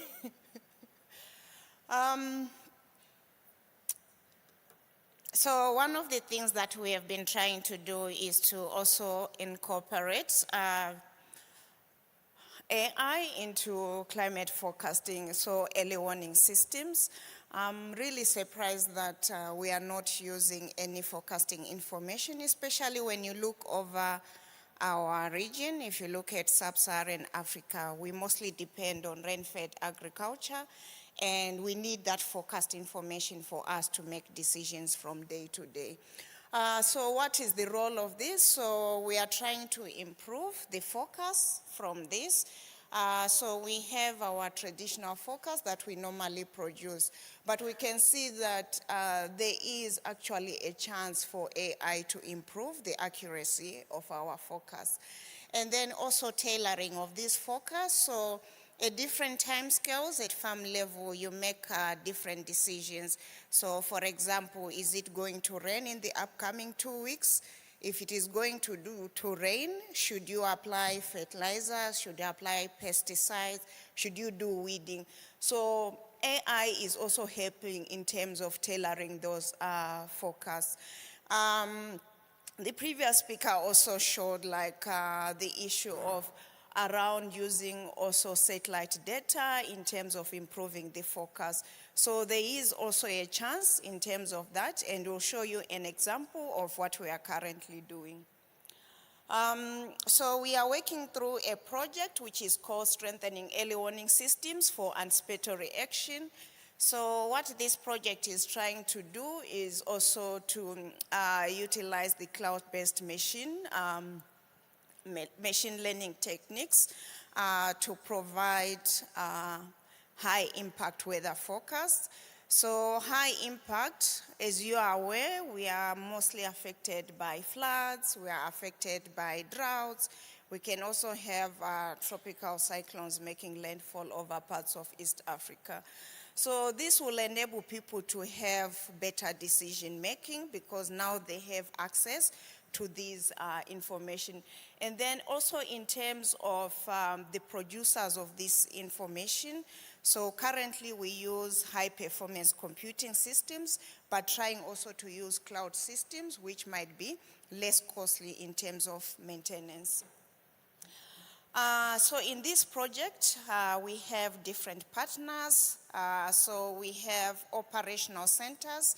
So that includes Kenya Meteorological Department. We also have Ethiopia Meteorological Institute, and then we have ICPAC, which is a regional climate center. And then we are working in collaboration with the University of Oxford, who are mostly developing some of these machine learning techniques. And then we have the World Food Program, which is mostly working on the coordination. And then for them, it's also important that they get this early warning information for their anticipatory actions. And then we also have the ECMWF, and the whole project is being funded by google.org. I will not bother you with much of this technical information, but just to say what we are using is a machine learning approach called CGAN. So with this, you have two neural networks. One is a generator and one is a discriminator. So the generator provides like fake data, and then the discriminator decides whether this fake data compares to what is observed. So going back to what Aisha talked about in terms of the observational data set, in this case we are using satellite data because we all know of our region we have scarce data, observational data. So these are some of the products that we produce. So mostly the mean rainfall of a specific time, and then also providing information of thresholds, of exceeding certain thresholds, and then also showing that in bar graphs. So these are some of the benefits for producing the forecast using this method. So we can produce a probabilistic forecast at low cost. So for now, with the NMHs, they are producing some of these forecasts on the laptops, which is now different from producing this when you are using high-performance computing systems. And then it also improves the global outputs. One issue that we are still having is trying to capture the extremes, and I think this has been talked about quite a number of times, and we are really working on improving this. Thank you. Back to you, moderator.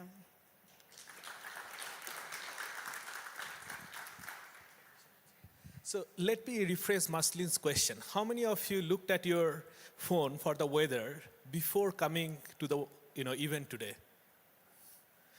Do we have more hands? Okay, now we see more hands, so because we don't have so many farmers in the room, right? So what Maslin presented, it saves life, right? Like they are directly working with World Food Program to warn them about, what are the extreme events that is expected, and then improve their anticipatory action. Now, once we have the good weather, what other things the farmers need? They need better seed. They need seeds that are climate resilient. So we will hear from Steve Mutubi. Aisha also mentioned about that, how AI is being used to accelerate the breeding process, which usually used to take years of time. So Steve, welcome to the stage. Good morning. Yeah, as Annie mentioned, I will. Thank you.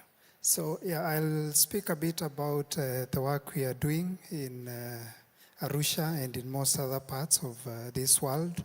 And the work relates to improving the varieties that farmers are planting in their farms. As you know, climate change is happening quite fast, and the varieties that farmers keep planting may not be able to adapt to these changes. So our work revolves around computer vision, and we also apply speech to text and NLP in order to be able to get as much information as we can for us to be able to enable the breeder, who is the core person in this process. So the first step in what we are doing is to apply computer vision.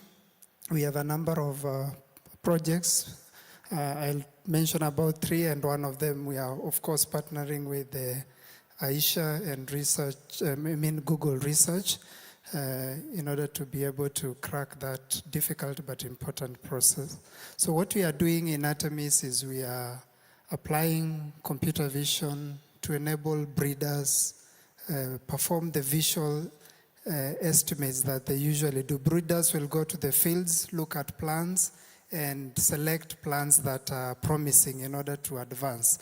That process is quite manual in nature. You have to go there every day in a sunny, humid day. It's not easy, it's laborious and prone to a lot of errors. One of the speakers mentioned the way out of the errors is to definitely automate. So what we are doing is to apply smartphone technology and AI in order to be able to do that. So as I mentioned, at the moment, breeders just go to the fields, get those estimates, and this is a process that can take about 10 years in order to be able to get a variety out there. So it starts by crossing the parents, you get offsprings, and you have to keep going, planting to different locations in order to adapt the varieties to different environments.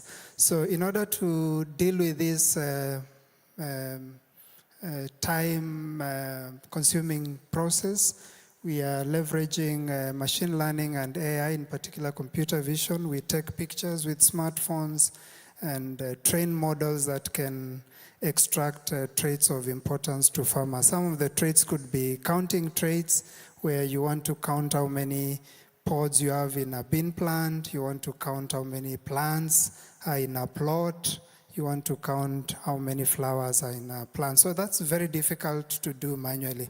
Assuming you go out there and you have to count every flower in every plant in multiple plots, that's quite not feasible. So we have some initial results where we see the correlation with ground truth quite high, above 80, for some of the basic traits that we have tested so far. We are still in experimenting and building, so we plan to have a product out in the second quarter of 2024 as a tool that we can take to breeders and they can actually use it.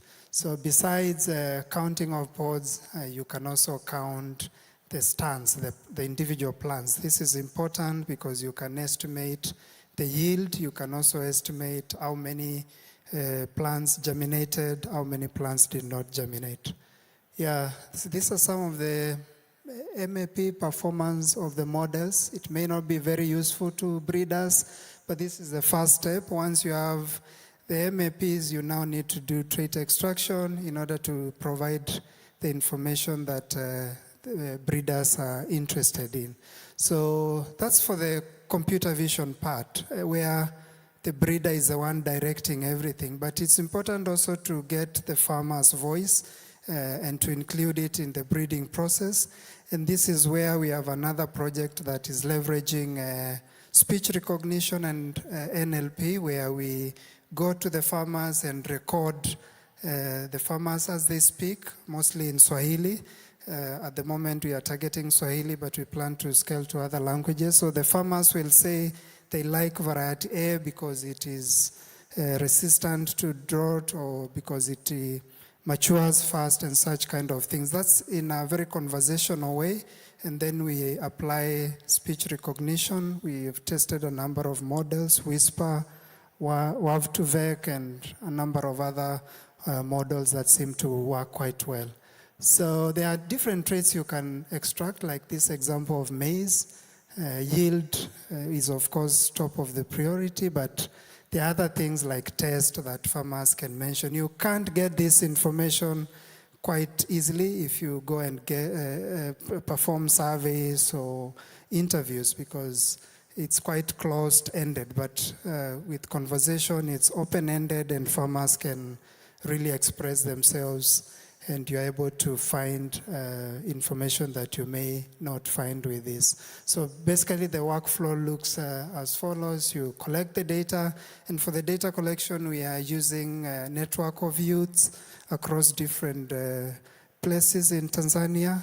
And these youth collect this data. We do the initial transcription to get the training data. We run our models through the training pipeline, and basically at the end, you need to extract the traits. So for the trait extraction, we have leveraged LLMs. I know the chat GPTs, the Llama, may not be applied already in some of these settings, but we see very good performance. We had a baseline of a model called BAT, which is one of the initial LLMs we had. It was at the range of 30s in terms of F1 performance, which was very low. But then using the LLMs, three of them, Llama, Mistral, and Gemma from Google, we can see the F1s are very high up there. So, and this is an example of output. We have a sentence in Swahili. We have the model predict the three traits of interest, and we don't just get the traits, we also get their sentiments and the emotions expressed in that particular trait, and the performance is quite good when you compare with the ground truth. And these are some of the sentiments for the different traits. We can see farmers talked a lot about germination, talked a lot about plant vigor, the yield, and you can see the sentiments mostly positive, but we still have a significant chunk of negatives. And we went further to analyze the different genders, what female and male farmers are talking in terms of the number of words they expressed. And we realized that female farmers talked less than the male farmers, but the number of traits expressed by female farmers were comparable to what the male farmers are saying. So there are some extra insights that we can get when we go to the different demographics and things to do with their different lifestyles in terms of their homestead financial status. So there's really a lot we can get out of this. Yeah, and thank you so much.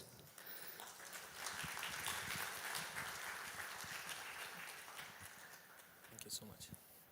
So what Steve and colleagues, they're trying to solve, they presented a lot of the things, but what they did not talk about is the technological fit that they are solving with the help of AI. Earlier, this kind of phenotyping instrument would have taken you millions of dollars to set up. But to run this AI operation, the data that is being collected, you can be the remotest corner of Nigeria. You can be in the remotest corner of DRC. If you have access to a couple of phones and a welding shop, and with the AI magic, you can solve this kind of challenges. So this is a remarkable innovation that they are doing. Now, how many of you in the room know about what does the different chirping that you hear from the cricket? Do you know that different chirps mean different things? Do you have an insect whisperer in the room? Probably not, but we will hear from Kennedy, our next speaker from ISIPE. He will talk about how they are using AI to learn about what does it mean in different seasons, the noise from the insects.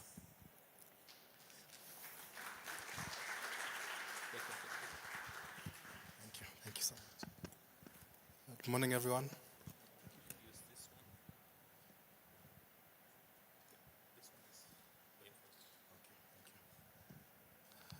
Well, it's a pleasure being here to talk about some applications of AI in agriculture, specifically in understanding the chaps from insects.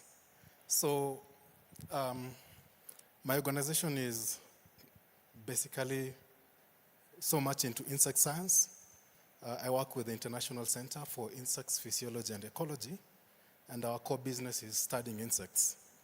So I'm a computer scientist, but I find myself in the space of studying some of what the insects can see.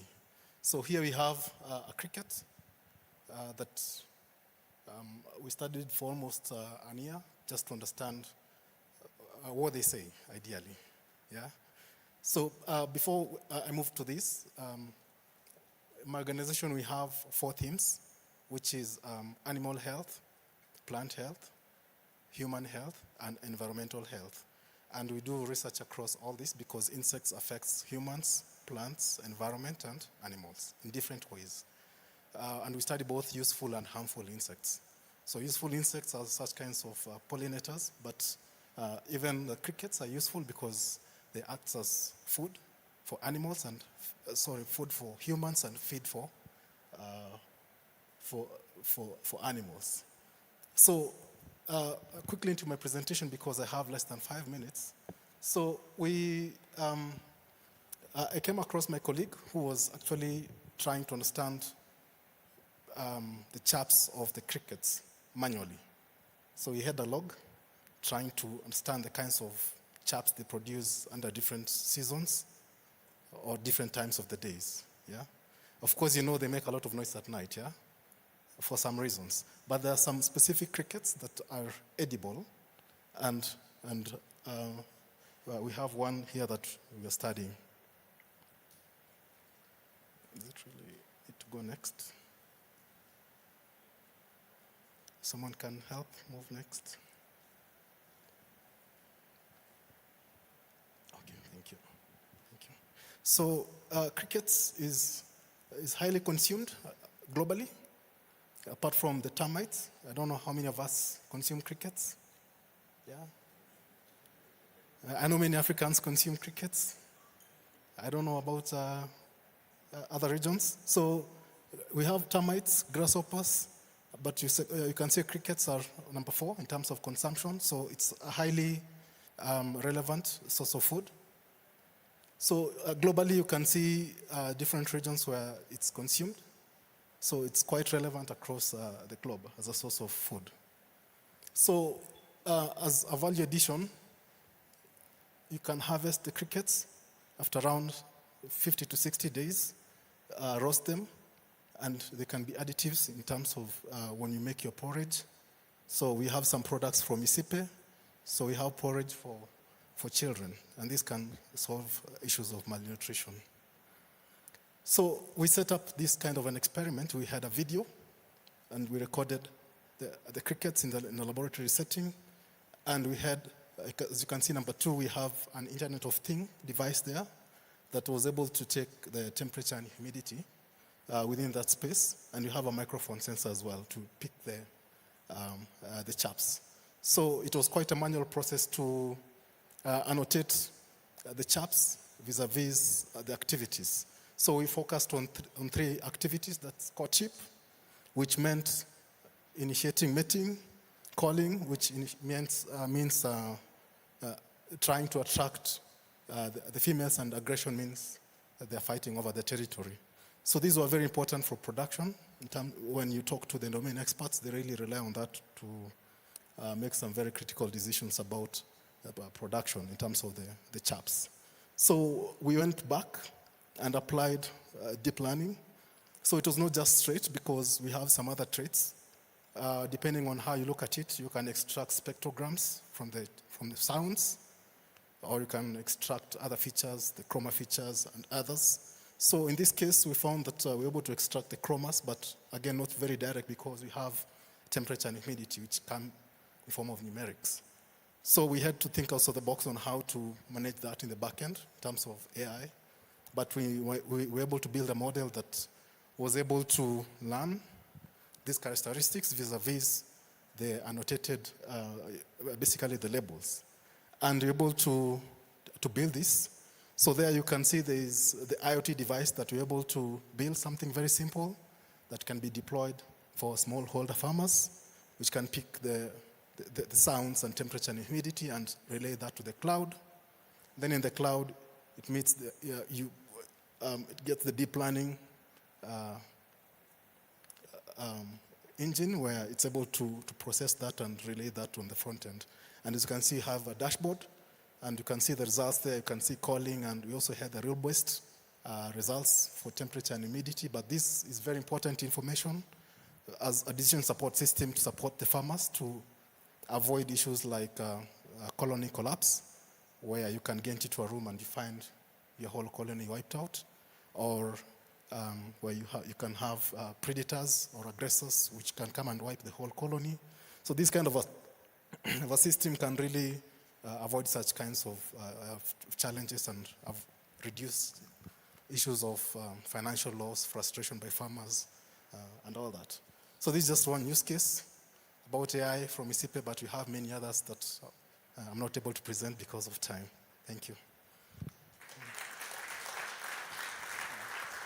So just to mention again, I think that image has gone, but I was able to put insects in that food basket there. Yeah, I think they forgot. Thank you. Thank you so much, Kennedy. So how many of you in the room, I need to see the real show of hands, knew that AI can be used to understand the insect behavior before listening to this presentation? Anyone knew that this could be a feature? No? Okay. I can't wait to have the, ISIPE to add the bug burger in their menu very soon. Like if you ever go to ISIPE in Kasarani, they sell wonderful honey from their farm. I hope that they will very soon add, something based on insect protein in their menu. Now, to end this session, we have another, exciting presentation. Philip talked about localization, language. We heard so many things about, the advisory. The most of the advisory, AI-generated advisory, we learned about, they are text-based, they are WhatsApp-based. But what's next? How can we use the recent advances in AI to, take the advisory to the next step? For that, we will now hear from our friends from Usiku Games on what they are doing about, making that particular innovation happen. So this is the next. Yeah. Thanks, Ani. Just a reminder, we're going to need the sound on for this one. So good morning, everybody.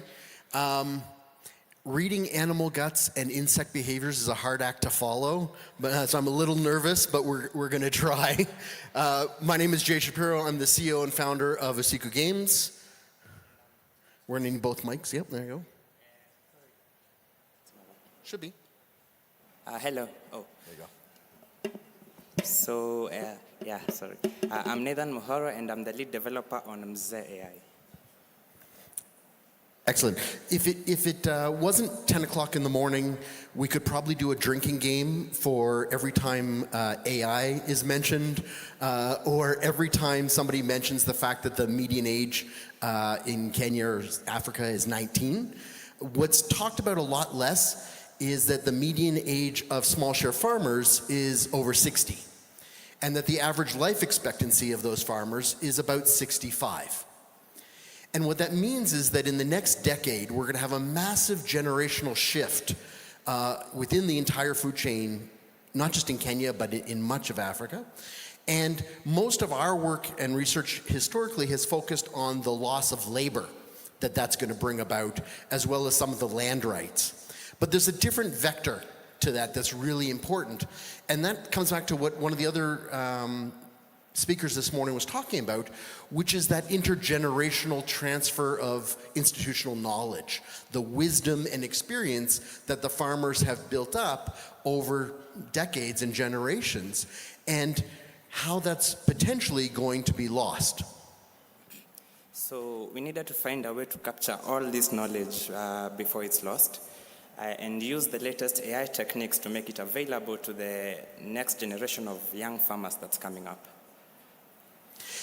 And so we wanted to think about how can we do that? And the reality is there are dozens of chatbots that have already been built, and frankly, most of them suck historically, right? And many have failed over the years. And so we wanted to think about a way that we could create something that is better, that's more accessible, more authentic.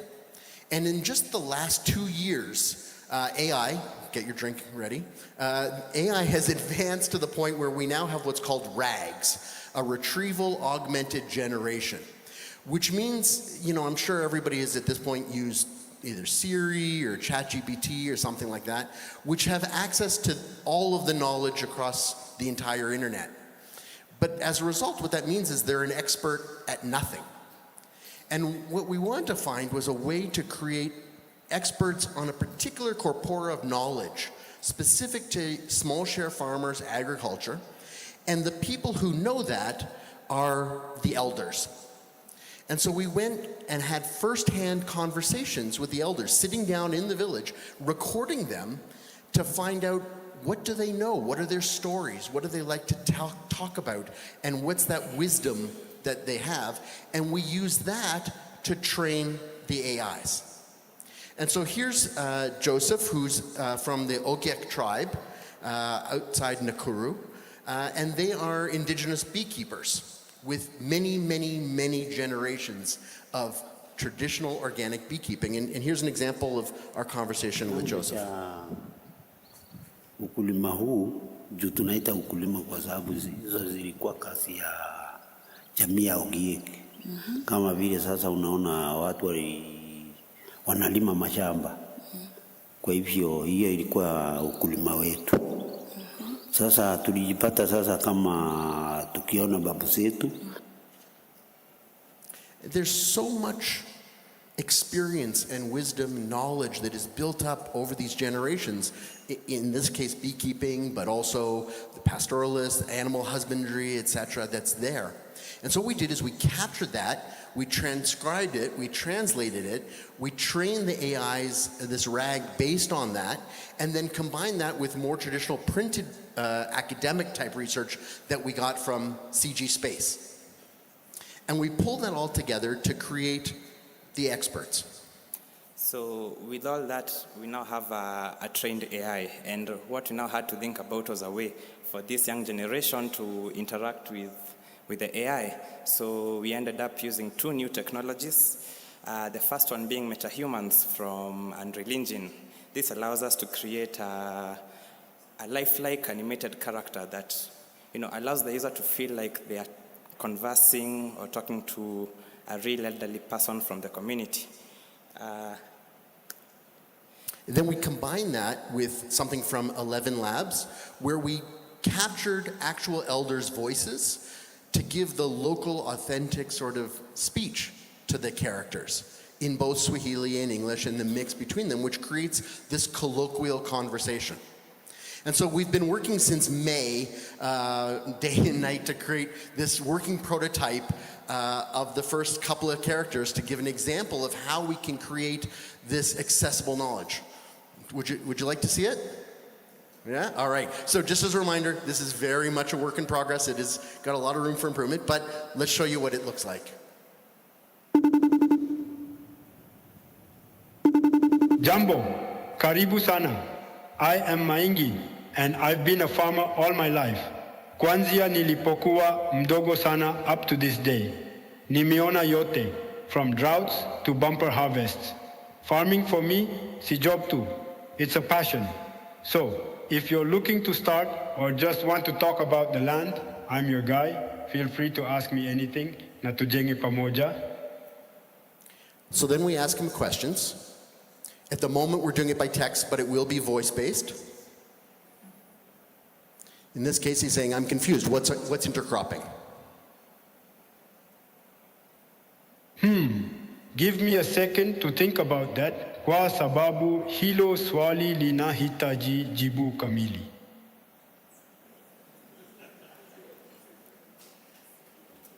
Intercropping involves planting different crops together on the same shamba. This method improves resource use, enhances soil health, reduces pests naturally, and increases overall yield. By growing multiple crops, you optimize space and make the shamba more productive. So now we'll show you a second example with the beekeeper, trained on that conversation that you saw before with Joseph. And this time, we'll show you sort of what's happening in the back end, behind scenes, and it's several different AI systems all integrated together.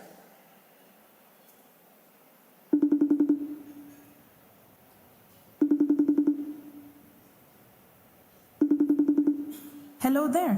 mimi ni Mweni, but around here, wananita Mama Kialo. Nimekuwa a beekeeper for many years now, more than 20. Nilianza pole, lakini sasa nauza asali nyingi, na pia nafanya pollination kwa fruit and flower farms. Pia, I sell beeswax na hata queen bees to other bee farmers. So, I have a lot of experience with beekeeping na leo niko hapa to share that knowledge. Ask me anything, usiogope.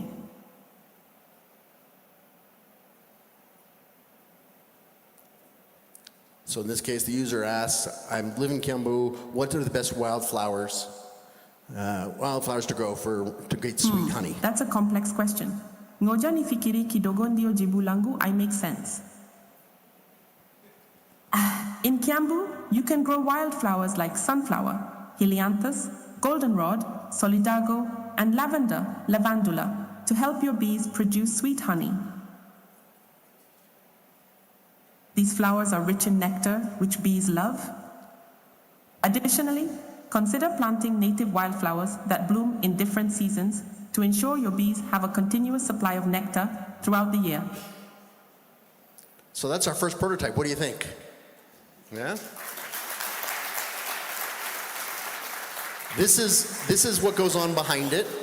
The idea is sort of bringing all the complexity of the different technologies together to try and create a really simple, accessible, authentic interaction with the user. And we kind of bury all of that. So it feels like you're just having a conversation, and we're gonna do that through what we call a headless delivery system, where we have the AI RAG that then is accessible through a WhatsApp video call, chat, SMS interactions for people with feature phones, an embeddable version for websites, for programs that maybe your organization is running, as well as a standalone app. So please check out mze.ai. That's where the concept paper is. This is very much a work in progress, but thank you for your interest.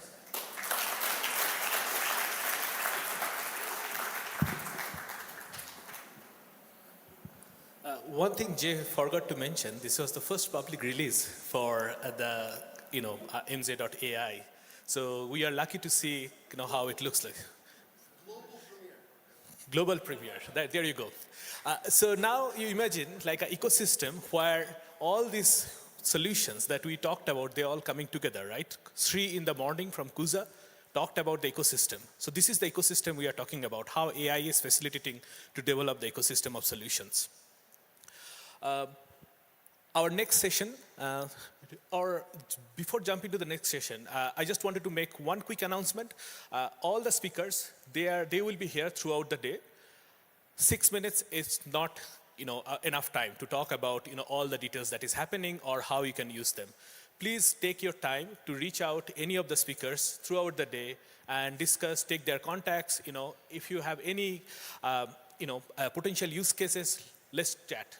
This is the platform. That's where we are together here. For the next session, I'm handing over to my colleague, Nate Peterson. Hi, everybody. Oh, I'm already loud. Microphone is nice, though. I'm Nate. I'm also at the Alliance of Biodiversity International and CIAT. Unlike all of these science and developer people, I'm a behavioral scientist, and I get to ask the questions of how do people use this. Could my panelists start making their way up?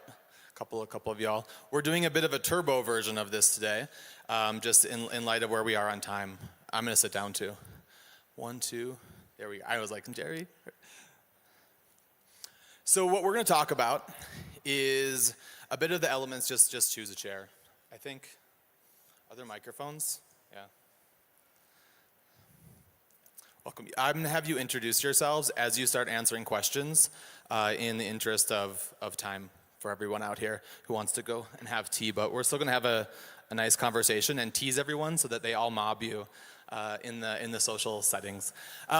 So what we're talking about today, are mics on? Mic check. Mic check. We're going to talk about kind of where does this data come from and how do people actually use all of these amazing technologies. We heard about kind of localization efforts from Amrik. We heard about how the fact that a lot of these technologies are actually coming from this continent. from Aisha, and then we saw a bunch of examples of that indeed being the case, including some pretty wild stuff. Today, though, we are going to talk about, or not today, in this session, we're going to talk about how we can improve rural representation and the tensions there, and what the agriculture sector needs to solve in Kenya. I think as often is the first example of trialing technologies in order to make these things actually represent and serve rural populations and small-holding households. So David, I'll start with you. Welcome.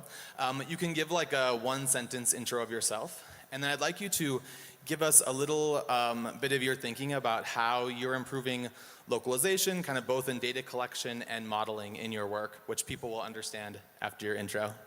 Thanks. Thank you, Nate. So hi, my name is David Lamayan.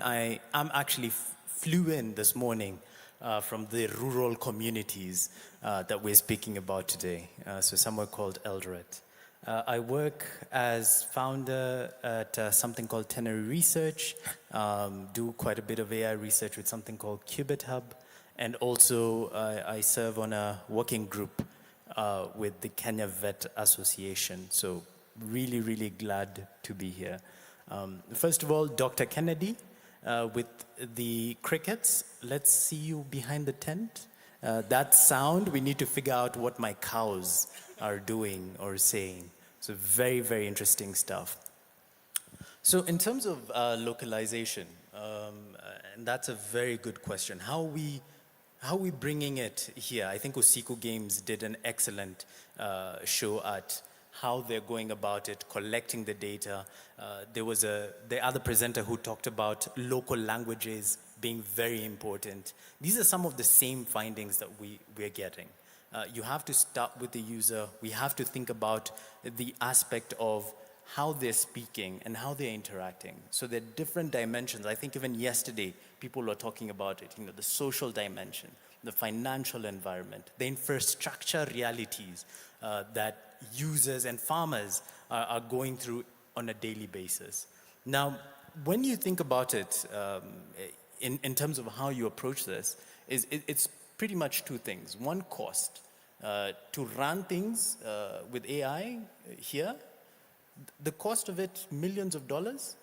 I have to sell a few cows. I have to sell a few goats to have the server of the compute. We're talking about skills. Do people have the same kinds of skills that we're talking about to use these digital tools? I think those are some of the questions that we're trying to answer as a team. We're partnering with people like Farm Radio, who have these kinds of data and can be able to speak and can be able to give us information where people are speaking and talking about their experiences at the farm level. And we're able to train our AI models to be able to understand it from that point. So it's those kinds of partnerships, kinds of collaborations that you need to think about when you want to localize AI here. Great. And I think it's a very elegant segue, despite being unprepared, for the next question I have, which is to Oscar on the end here. So we realize that to build these models and to have them kind of be the most effective and appropriate for rural communities, of course, we can't just use the data generated in Silicon Valley or at MIT.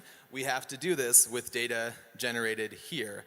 And obviously, many of us have been involved in lots of projects where we are surveying and trying to understand rural households.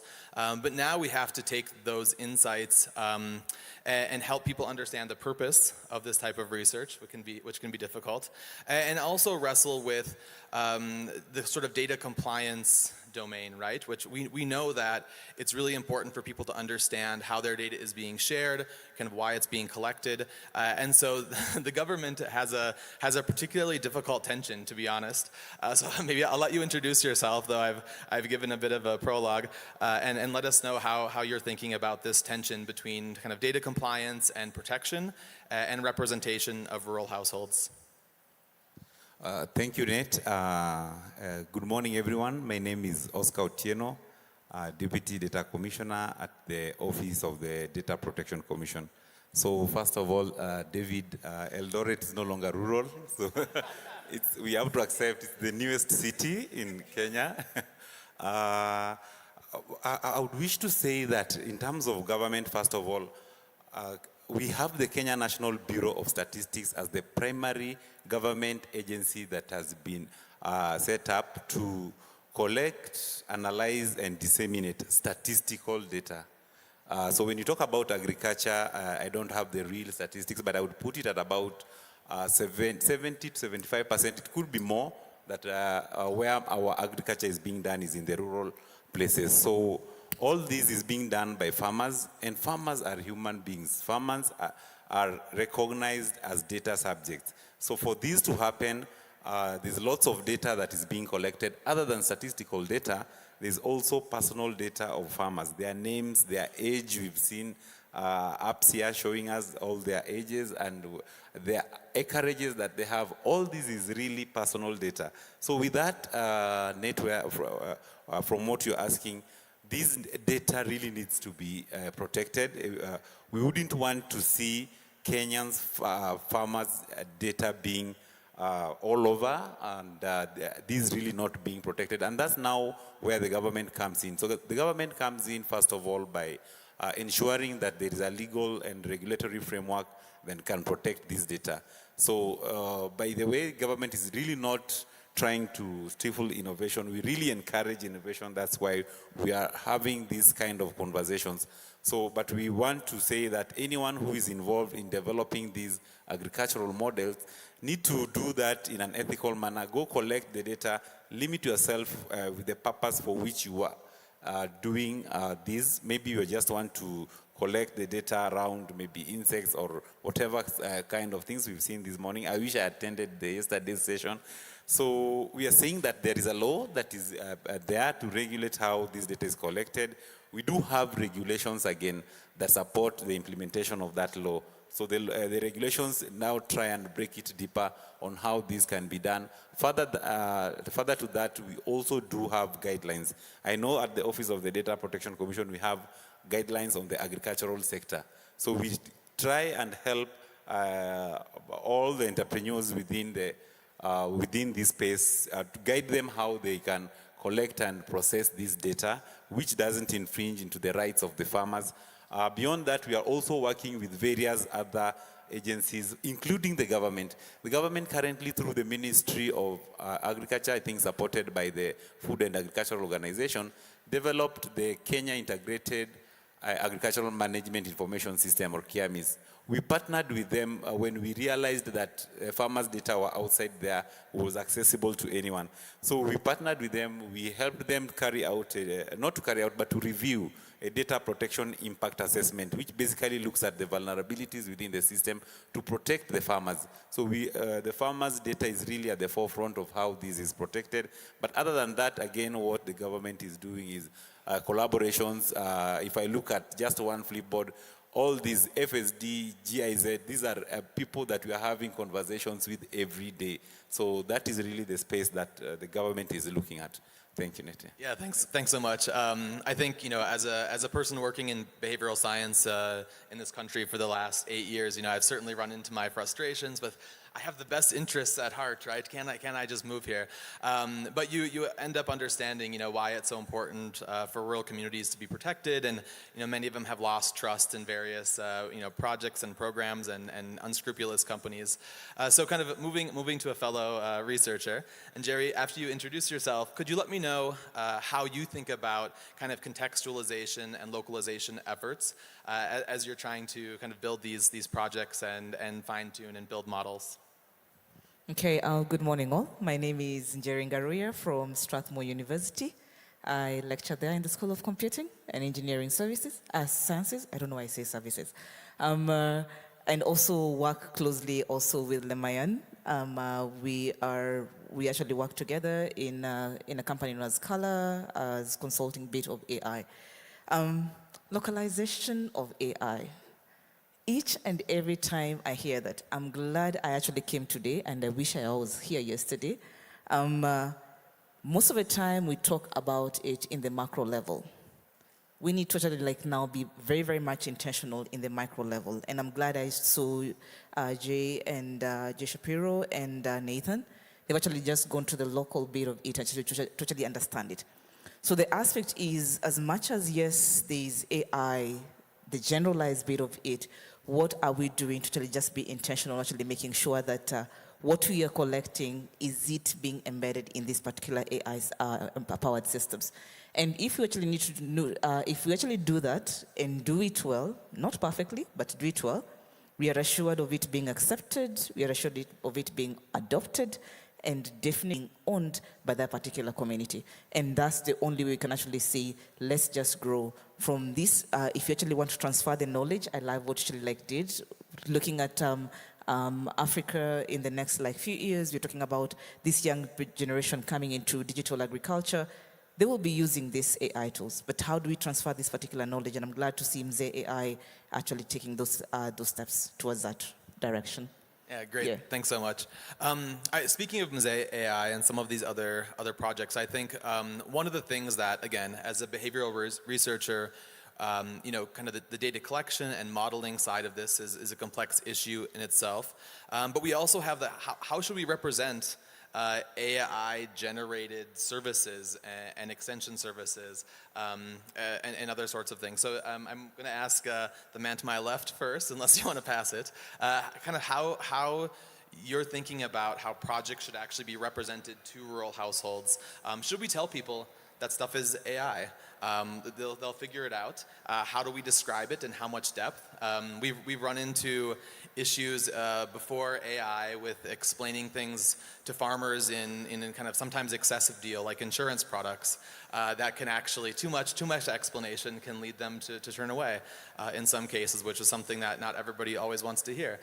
Anyway, how are you thinking about this kind of in the AI space and thinking about kind of the UX, UI side of AI projects?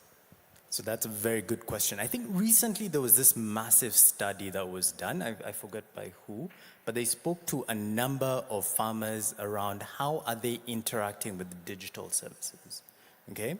And what they found was that there were two, of course, models. One was the direct model, where the farmer would be able to type in, call in, be able to view a website, and be able to get these digital services. Either it's farm pricing data, weather information, crop information, all of these stuff, right?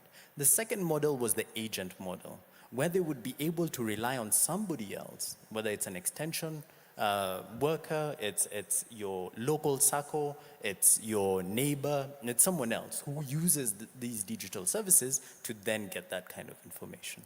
Now, when we're designing these products, when we're thinking about these products, we have to think about those aspects. Is it that our eventual farmer and the smallholder farmer, how are they receiving this information? How are they interacting with the information that you're providing? Are they going through someone else? Are they going through a group setting, or are they going by themselves? And then that's how you start to design the kind of interventions and the kinds of products that you want. Now, on the question of being able to say, hey, is this AI generated or not? I think that's standard for any ethical, for any ethical standards, you have to say, hey, this was AI generated. And there's a second thing. I think this is a very interesting thing. Now people are saying that we should create a nutrition fact book for our AI models. And what is this? The idea is that we have to say, when you're using an AI model, you talk about what data was this AI model trained on? So that then I can decide, do I want to eat this food from the US? Do I want to eat this food from Brazil or from Australia? Or can I eat this food because, it's locally homemade and, GMO free, as they say. So that nutrition sort of like fact book, I think, is one of the important things in terms of our product design moving forward, that also the people who are designing these models are able to speak to and be open about what are these models being trained on and how then it should be consumed. And you're touching on a subject that, for those of you who don't read AI news every morning when you wake up, there's a lot of discussion in this space about where data is coming from. Should these companies disclose what they're training their models on? And there's basically no resolution to any of it yet that we know. Though certainly interesting questions and proprietary components to how these companies are approaching it and building really amazing tools for all of us. So with that, I'm going to actually open this up. How much time do I have? 5 minutes? All right. I'm not going to hog this amazing panel to myself. We'll open the floor for one I'm going to say one at the start. Audience question. For any of the panelists that you like, I'll run and bring you the microphone, or someone back there will. We got one. Yeah. I don't know. I'll come to it. No, it's all right. This will be faster. Hello, everyone. My name is Daniel Njapit. I work with Plant Village, and I've been working in this space for the last 3 years. And as a young man, there are a lot of challenges. But my question is, how do we exactly pack this AI information for a basic farmer in the rural areas? Yes, we have beautiful apps, very sophisticated apps and all that. But are we really causing the impact? Does the farmer understand? Does the real rural, you flew from the rural areas, and I keep animals, actually cows. Will those cows, the cows farmer, be able to interpret the information from ICP? How do we do the packaging so that we can have maximum impact?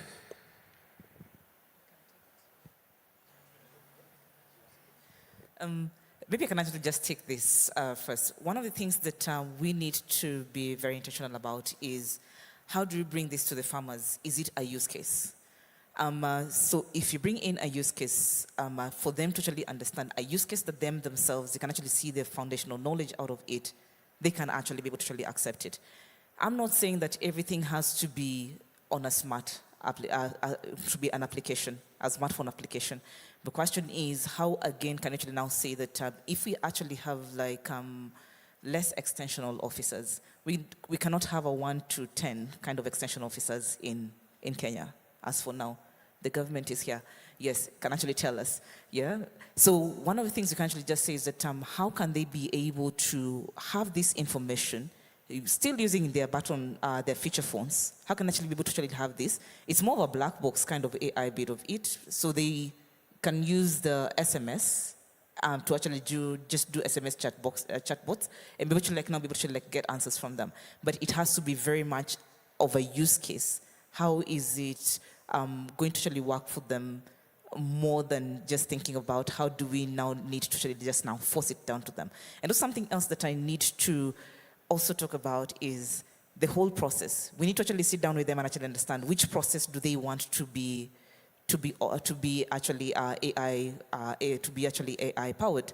So at times, if I actually just wear the hat of not as a researcher, most of the time people in computer science, we make a mistake of we observe. When you observe, we say these guys have an issue, or not do? We run to our small rooms and start coming up with maybe solutions for them. We did not immerse with these people. We do not understand what the issues are.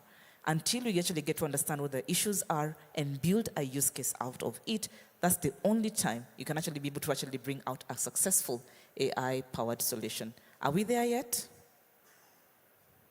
But we're actually heading there. Yeah. Did you want to add? Yeah, go ahead. Yes, now, very briefly, and what I would want to say, to address these challenges that the rural farmers are also facing, because we do understand that these AI tools really require lots of infrastructure. So as government, we are really at the forefront to make sure that the infrastructure reaches the last mile or the last farmer in Kiambu, the cow farmer, wherever he is, in Temaru or wherever. And how do we achieve this? We achieve this through the government's agenda of putting 100,000 kilometers of fiber that goes all the way to the rural areas. We are also, it is within the agenda also of the government of ensuring that we have 25,000 free public Wi-Fis, because these tools will really not run without this kind of infrastructure. And beyond that, we still also ensure that anyone who doesn't have these, we do work with the local representatives to build over 1,400 and 1,450 digital hubs. So you can walk in, get information that can really help you as the farmers down there to address these challenges that they're facing. Yeah. Thank you. Great, thanks so much. And I think I echo your point, right? From the researcher perspective, which is that it truly is putting agriculture at the forefront of localization efforts and the responsibility to represent kind of mother tongue languages and other elements of like local, micro kind of geographical components of weather. There's a lot of difficult, very localized sort of elements to the models that we need to build. And I think it's our responsibility, I'm saying this to all of you, this is an assignment, to ensure that these things end up being the most useful for the farmers we're all here to serve. So thanks everyone. I think I'm turning over to Emmanuel here. Really appreciate it. We'll be out milling around here if you have any other questions that we didn't get to today. Thank you, Nate. Thank you, David and Jerry and Oscar for that insightful conversation. I'd like to call Ivan. Ivan will, put everything in a nice basket, wrap it up for us, and give it to us to go with, and just think about everything that has been said. So, Ivan, please come on stage and wrap everything else for us. All right, thank you, Manu. I'm Evan Gervetz from the Alliance of Biodiversity International and CIAT. First, just want to say I thought that was a fantastic panel, set of innovators presenting, and I think very exciting what's going on here. So I just want to first give another round of applause to the presenters, the innovators, the presenters that are here as we wrap this up.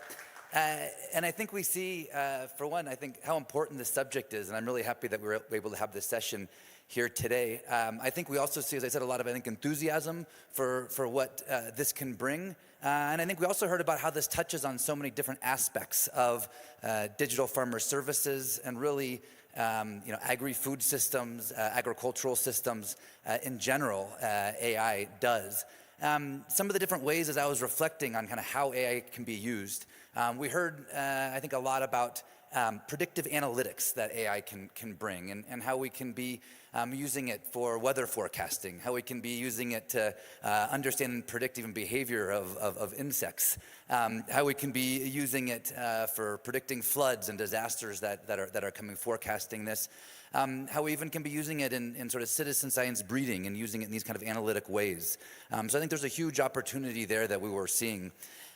We also saw on sort of translating, if you will, kind of even sort of move downstream a little bit from the analytics and to translating that into advisories for farmers and being able to target those advisories in specific ways for specific kinds of farmers. And while I think experts are always still needed in this, to be able to automate this more and to be able to create specific advisories for specific farmers in specific places that are tailored to the questions that they have, and turning that even into a two-way kind of communication. I think great seeing Mize.ai being launched here, being highlighted, and seeing how we can translate all the information that's out there across the internet, but even beyond, as Jay was talking about, creating large language models and creating AI applications that are really more bespoke in terms of the kind of information that they're pulling on and the kind of information and how they're translating that into specific ways for specific farmers. I also think, and we didn't touch on it so much, but I think there's a big opportunity too in kind of the last mile delivery, although I think the Mize.ai kind of gets to that and how we can be using phones and a two-way communication for last mile delivery, how we also can be improving market system efficiency and optimization, and how we deliver in that last mile. And so I think there's a lot of opportunity there, as I said, everything from kind of the upstream R&D, predictive analytics, translation, all the way down to how we can reach the farmer at the very end and other actors that we're looking to reach in that last mile. So I think there really is so much opportunity that's there, but certainly there's also a lot that we need to do to be able to realize that opportunity. And I think the panelists really highlighted that here, that are we really there with these applications? We're on the way there. We're on the journey there. But what do we need to get there? And I think there's many things, but to highlight a few that I gathered and that I've been thinking about, certainly what ALE is about a lot to me is around partnership and around collaboration. And so I think that's very important as we go forward with AI. Certainly public and private are going to be important as a part of this. And mentioned, and I'll say maybe a few more times as I wrap up here, but digital public infrastructure is going to be important here. as well as the private sector, but certainly the public sector playing an important role in here. So I think these kind of partnerships and collaborations in public and private ways and through partnerships in that. Second, are issues around inclusivity, and I think we heard quite a bit about this, and I think really as we talk about the localization, that's important, and so I think it's everything from getting local voices, which I think is great that Jay and the Meze.ai team highlighted, to be able to bring that in, to be able to make sure that we're filling in the data gaps are there, and some of the presentations highlighting how these can be biased in ways because they're only looking at what the AI is looking at, and so making sure that we address that, but that we make sure that we address these issues of inclusivity, and so we're not leaving people behind. But it's also an opportunity, I think, to bring more people in through AI and just make sure that we do that in the right way. I think sort of another side of this coin is also the privacy issues that we need to make sure that we hit on well, and the ethical, the governance issues there. And I know that was highlighted some in talking about the role of government in this also, but also the private sector here in doing this. Again, digital public infrastructure as being important, I think, is a part of this on privacy, also for inclusivity so that we can make sure everybody can access this. I think that's going to be important. And then finally, on the sustainability of these and how we make sure that when we're producing these are things that can go forward into the future. On the public side, again, I think digital public infrastructure is going to be important. There's a session this afternoon that's going to be diving into this more, and I think some of these issues around AI and DPI will be important to look at. But also business models that are sustainable for the private sector, public-private partnerships that are out there. And so how do we make Meze.ai something that's sustainable and continue going into the future? How can we make all these examples something that have models that can continue going forward? As we think about this and reflecting back on the first day, yesterday, David from Brighter Bridges, I know, mentioned that AI is playing a role in helping to unlock investment for SMEs. And so this is, I think, one of the solutions that can be out there for how we can be creating these kind of sustainable business models and attracting investment into these. But I also was also reflecting a bit on what Tamara Cook was saying yesterday too about, is this deja vu that is here? And so when I think about it, I say, well, actually, I think this is new. I think this is great. So maybe this is not deja vu from the last 8 years of the ALE.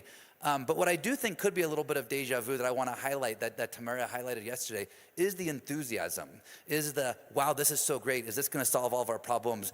We're on sort of the honeymoon of AI right now. And how do we make sure that in 9 years we don't come back and say, ooh, now we're a bit humbled by what we've seen over the last 9 years of AI, and how do we take that humility, that humble view right now on AI, and really look at some of these issues that need to be addressed to make sure that we're doing it the right way. So I think there's a huge opportunity that's here from AI. We need to be leveraging. We also need to be humble in the same way as I think Tamara said yesterday of what we've looked at the last 9 years of the enthusiasm that has been there, but really also the reality of digital farmer services in general and the reality of AI going forward.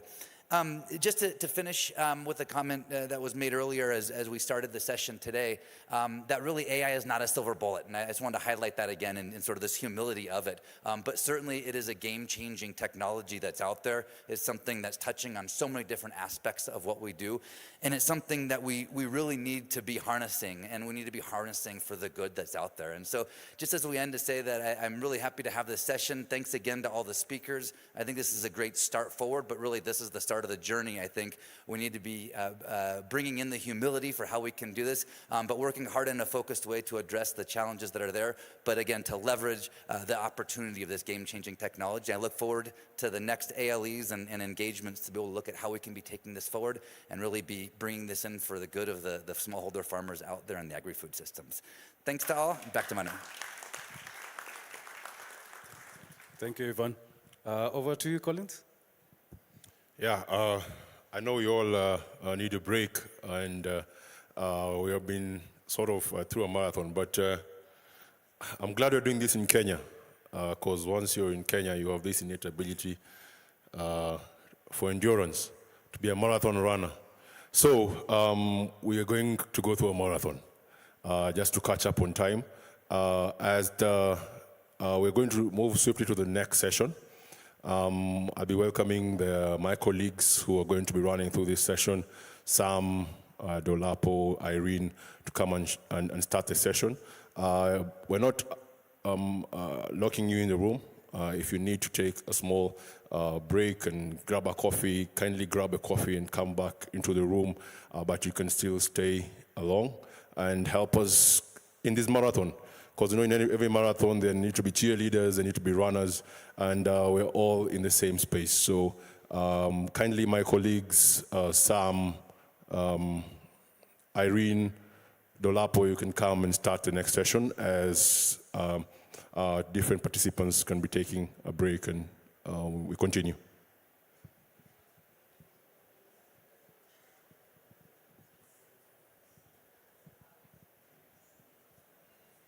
If you're grabbing a coffee, just grab a coffee, come back into the room, and then we can continue with the sessions.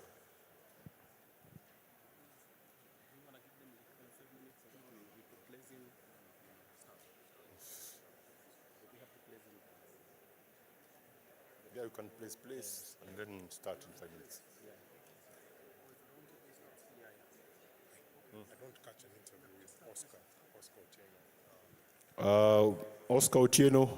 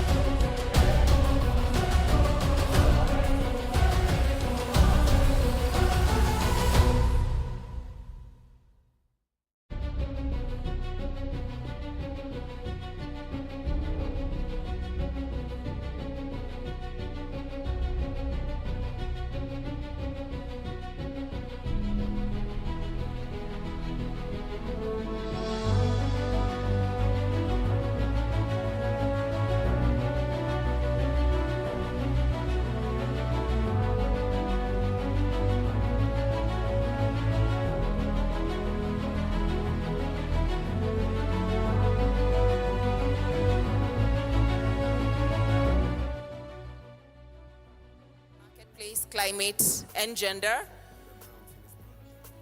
For those who are here yesterday, you sort of know the drill. We sat at those round tables, we had facilitated discussions in a bid to draw out different experiences and just to collectively, gather the different experience in the room. Welcome to those coming in. Please get a table with a tent. Sit at the table of your topic of interest. There are 4 topics. I can see some tables are already starting the discussions. Peter and his table are already, look like they're already deep in the discussions.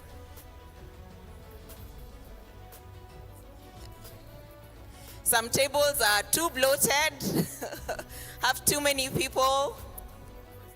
Others have 1 person. Table number 27 has only 1 person. Let's also try and balance out to have rich discussions. Table number 27 on climate only has 1 person. Please join him. He's a bit lonely. Or he can join another table.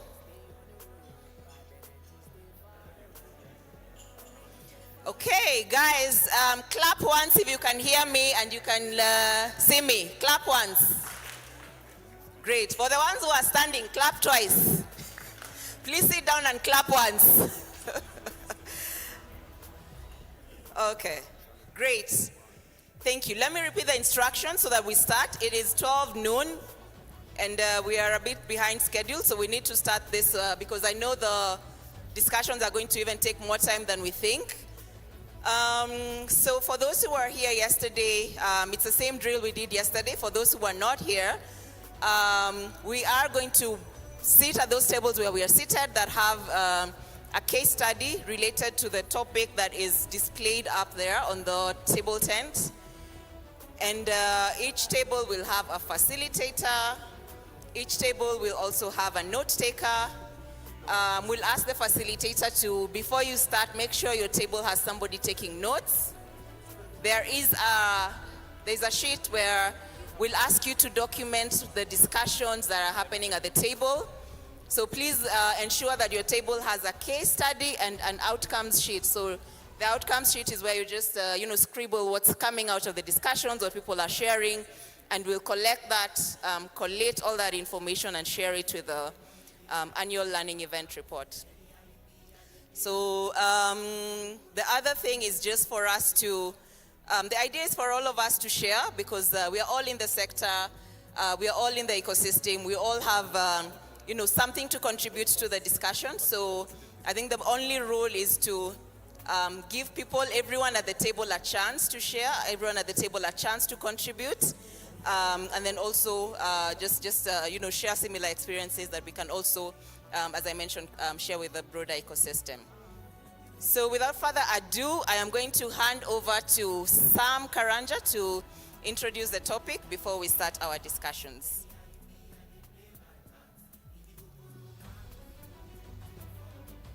I think without further ado, the guys we had a dry run with, the facilitators, ensure that you are not 2 facilitators in a table. Kindly move to another table. We have some tables who don't have a facilitator that was designated. So if you are in a table and you are with someone who was a co-facilitator, one of you kindly move to another table.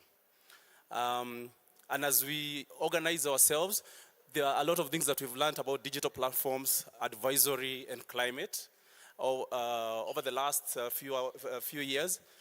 So I would like to give Dolapo, our colleague from Nigeria, to maybe give us 3-4 key insights and learnings as we ensure that every table has a person. And after that, immediately we start up. Dolapo, 3 minutes. Hi, everyone. Good afternoon.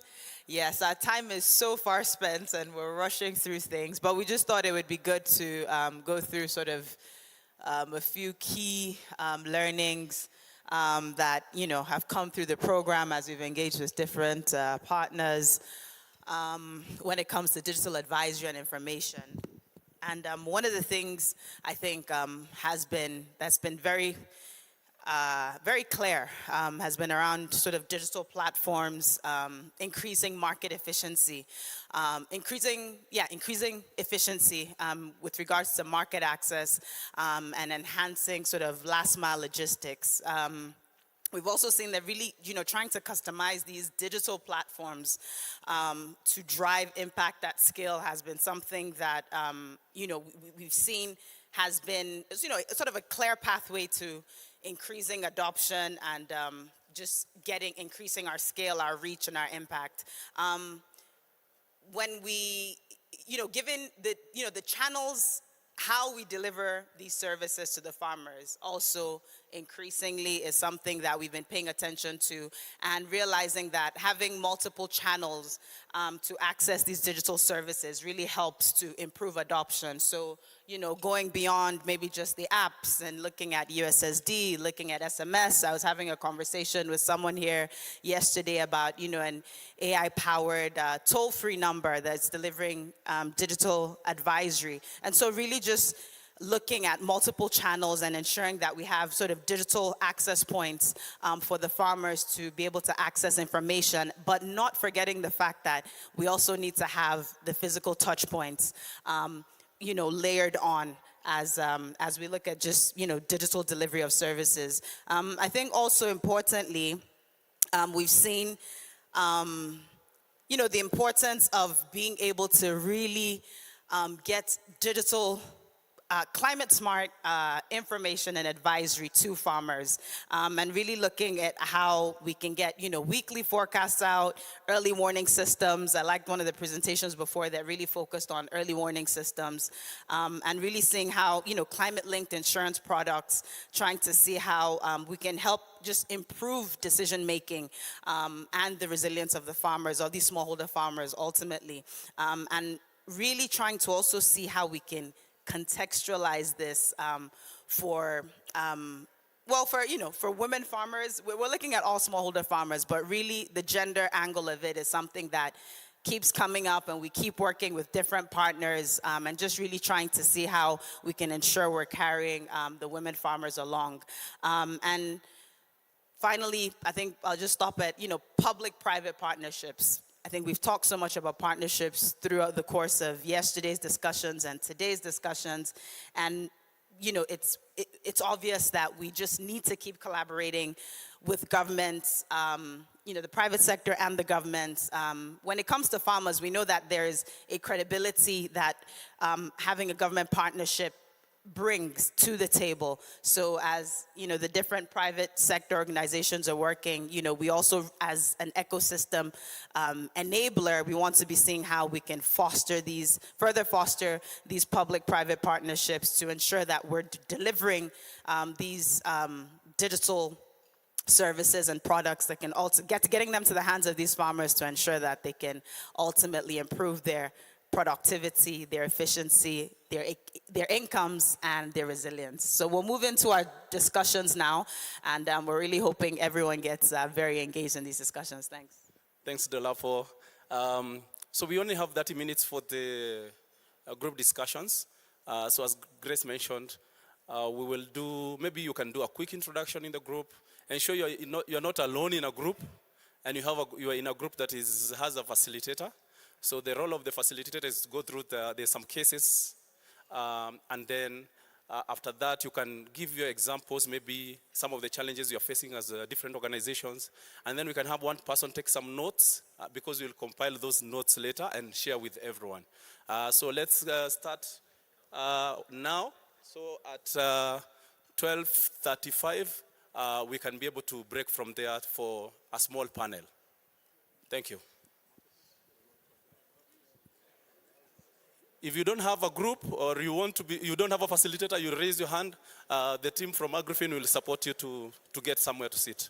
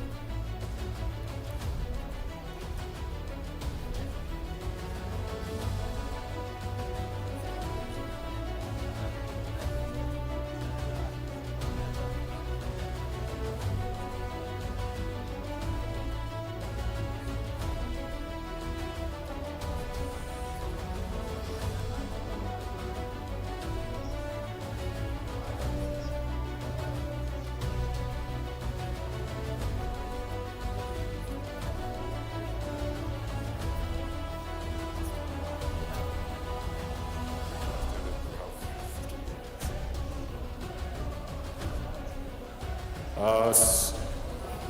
have, because of the rich discussions, we have 15 more minutes. So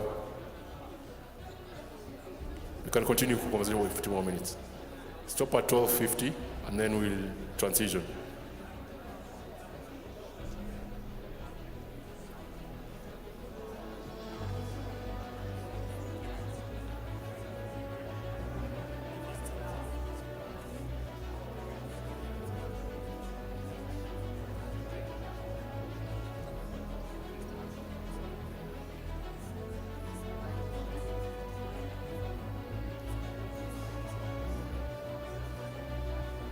All right, 15 minutes, and then we will conclude.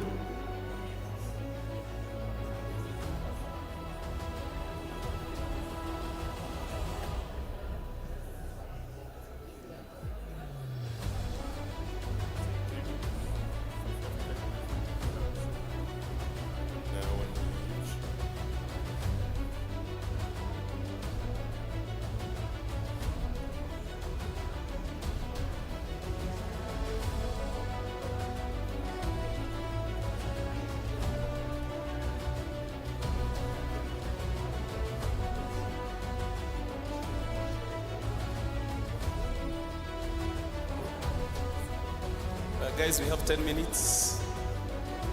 10 minutes to go to wrap up.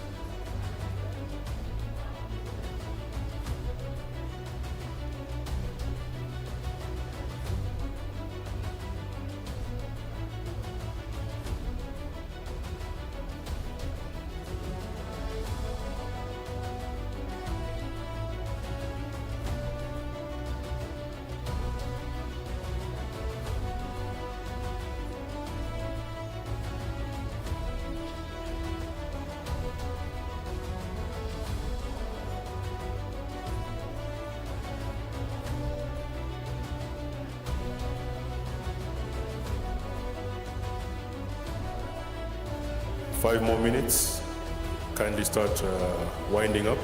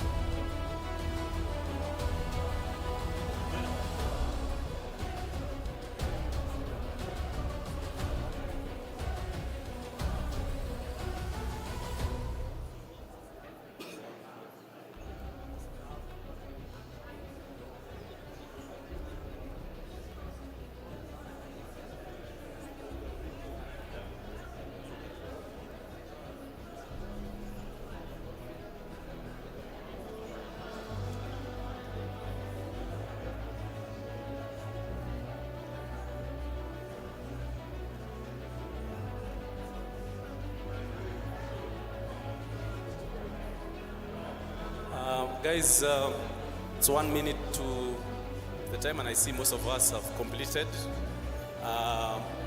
Christine, kindly take the floor with the panelists. Hafsa, Abraham, Jerry, Irene.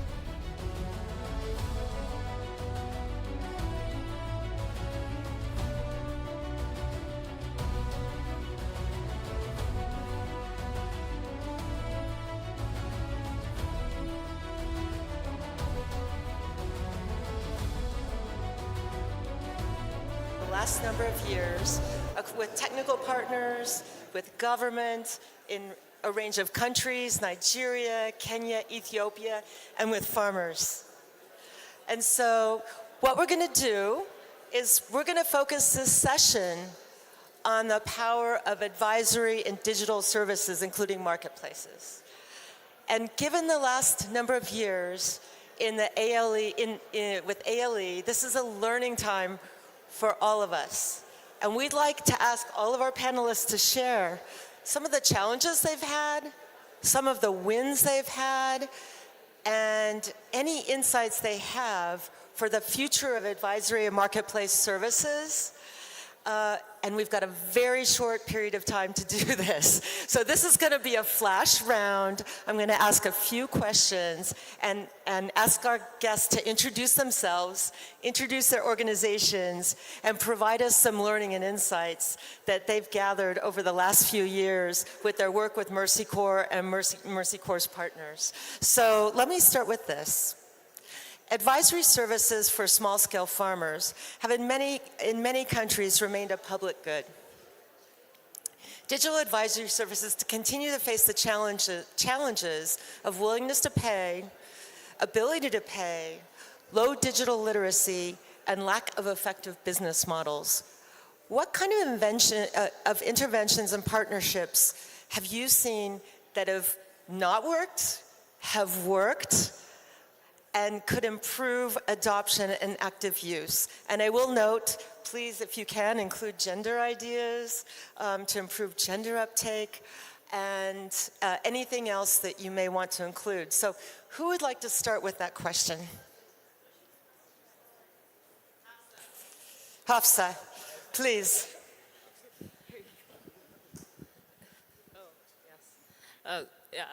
I'm using this. So thank you very much for that question, Kristen. And as you were asking the question, I was a bit distracted by the crowd making a bit of noise, so please, shh. In terms of adoption, I think initially when we partnered with Sprout, we had this thought that we'd be able to offer advisory to farmers in a way that they would be willing to pay for it, right? But we soon found that it was much easier to just integrate it into our business model. And so what we did was that we offered it, like we have daily updates to our agents and the market leadership that we work with, and then our farmers receive weekly updates. And initially we were nervous about sending so many messages. And we were nervous about even sending like messages that were technically unsolicited. So they didn't ask for advisory. We were offering it to them based on our work with them and the information we had about them. But we soon found that the farmers actually developed a dependency on this information, right? Which is something we didn't think was going to happen. And I think it came at the right time because, when we rolled this out, I remember calling you and being like, okay, all these floods are happening. Can we roll this out really quickly? We've been talking about this for a while. And so we didn't actually get farmers to take it up. We just gave it to them. And then we found that it was accepted. And then we had an impact evaluation, an independent impact evaluation that wasn't done by Sprout or Kwamana about the impact of this on the farmers. And we soon found that this was like it became a very critical service for them, so much so that we can't take it away now, right? So I think adoption, there are different ways to improve it, but the easiest way we found is to just offer it to them and kind of iterate from there, right? Because the best way to know if something will be taken up is to put it out there and see if it's accepted. Thank you very much. Would anyone else like to address that question? Perhaps Lursha? Thank you. Good afternoon, everyone. Lursha, as a farmer-facing agtech company, one of the big challenges was the literacy and phone ownership of the farmer, where that pushed us to build a bridge. We call them a Lursha agent. And these are young agripreneurs from the community onboarded and trained to be a bridge between a farmer and the digital tool. So not having a farmer as a direct user of a digital tool, you rely on your agent network. And building an agent network is very expensive. And the biggest challenge is also retaining the agent as a bridge between the farmer and the digital tool. Initially, we thought of 18 to 24 months as a lifetime of an agent. And then with Mercy Corps, we were trying to deep diving how an agent can be active. So to make an agent very active, you need to build multiple services. So trying to be an expertise of these multiple services because you want to retain an agent network require additional capability. And driving this agent activeness, for the last 2 years, we were trying to bring financial institution because if you talk to the farmer, they are happy to work with the agent network. They are willing to pay, but they are not able to pay. They don't have the ability to pay. So one of the things we tried with Mercy Corp was to build a data-driven credit scoring to provide confidence to financial institutions. But we don't have data. Historical data, such as credit and transactional data, is not available. So you rely on a survey data, which survey data are easy to collect, but their reliability is very low. So it's a kind of, you build a risky lending model, but the presence of agent network will give you confidence because they know who is who in that village.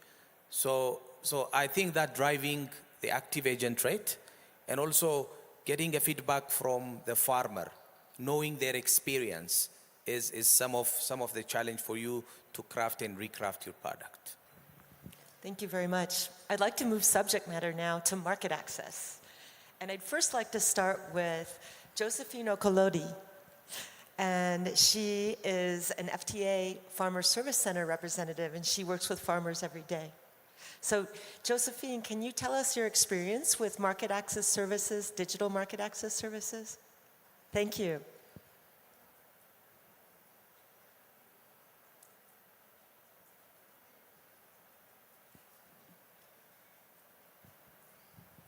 Hello, my name is Josephine Okolodi from Busia County. I'm a farmer service center stroke agent. My work as a farmer service center is to make sure I have farmers first of all.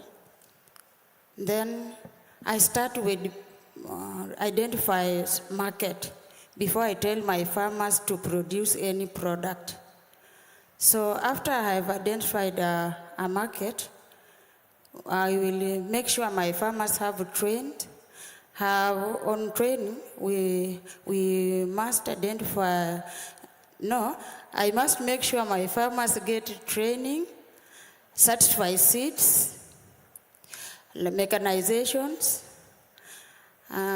post-harvesting handling. Why post-harvesting handling? Because of quality. So that's my work as a farmer service center. So as an agent, I'm an agent to drive agriculture. My work is to have aggregation. I have aggregation center in my point. So at aggregation center, we have a digital weighing scale, a moisture meter,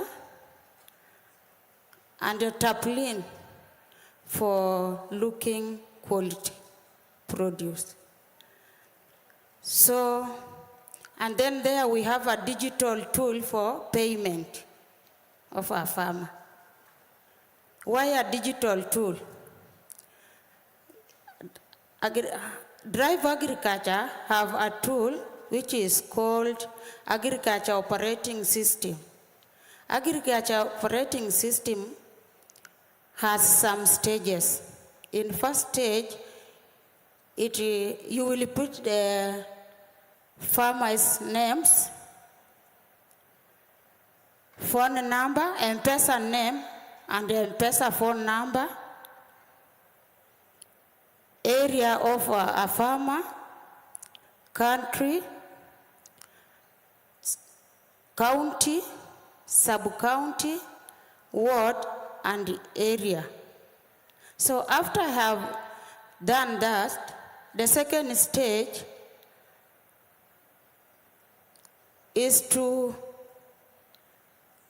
check the quality that a farmer have brought in the aggregation center, moisture content. Then after that, I have weighed the kgs the farmer have brought. Then I submit the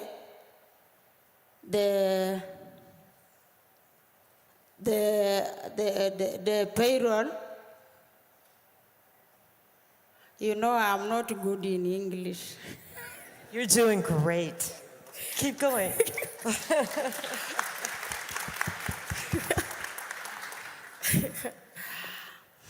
So you are supposed to accept my, my bad English or pronunciation.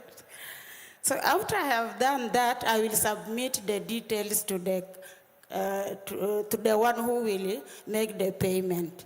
So after 10 to 15 minutes, a farmer is supposed to receive his or her payment or M-Pesa message. So why do we use this digital app? This digital app have helped farmers. It is secure to work on the field. And Muse is just sitting there waiting for the money. So when the mother have brought the money, Muse says, bring that money here.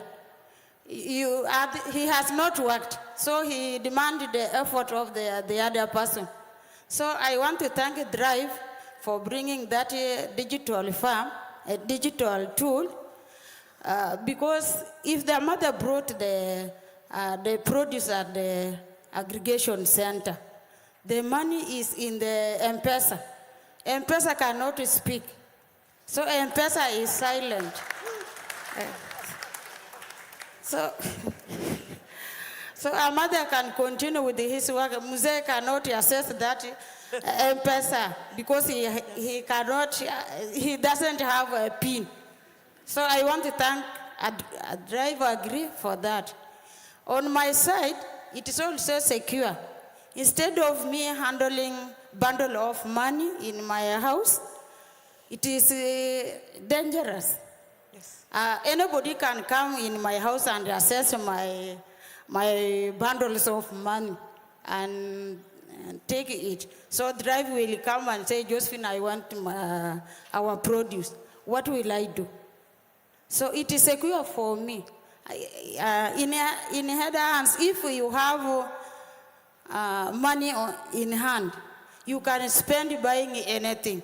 Even if your visitor comes, you can say, let me withdraw 20 bob to buy for bread or a soda. Mm-hmm.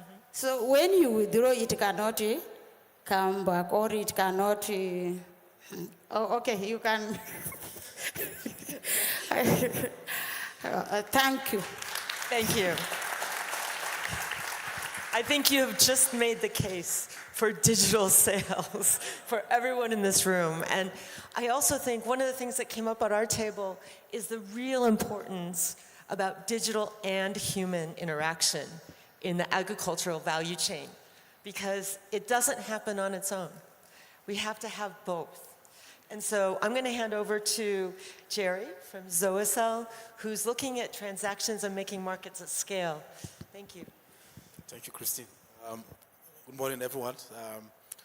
So I think for us, one of the things we've seen, which is very remarkable, is so we do large transaction, by the way. So we do large tickets, not small from farmers.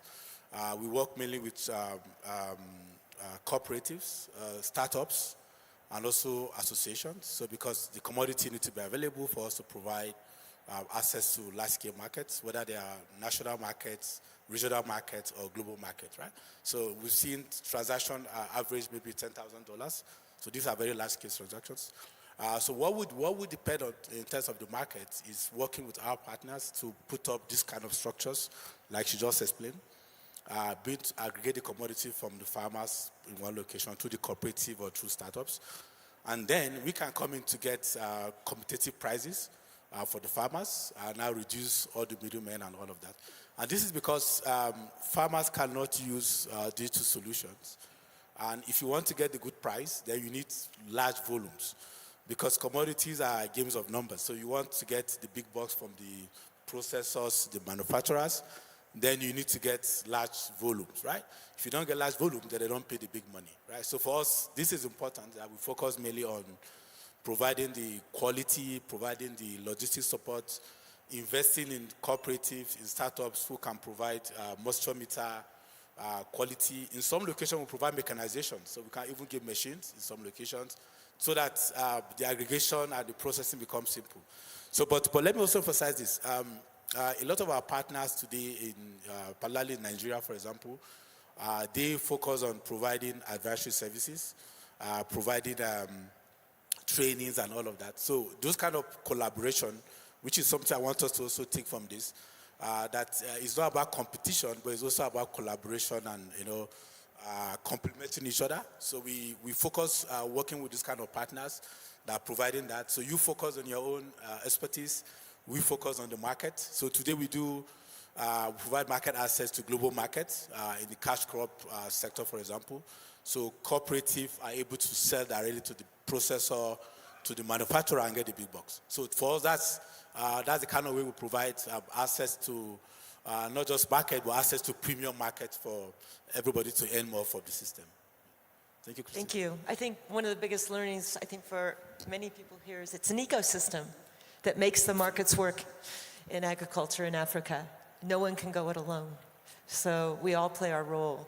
So last but very not least, I'd like to go to Irene Kimani, who is a last-minute replacement, but very well known to us, and we're very happy you're here.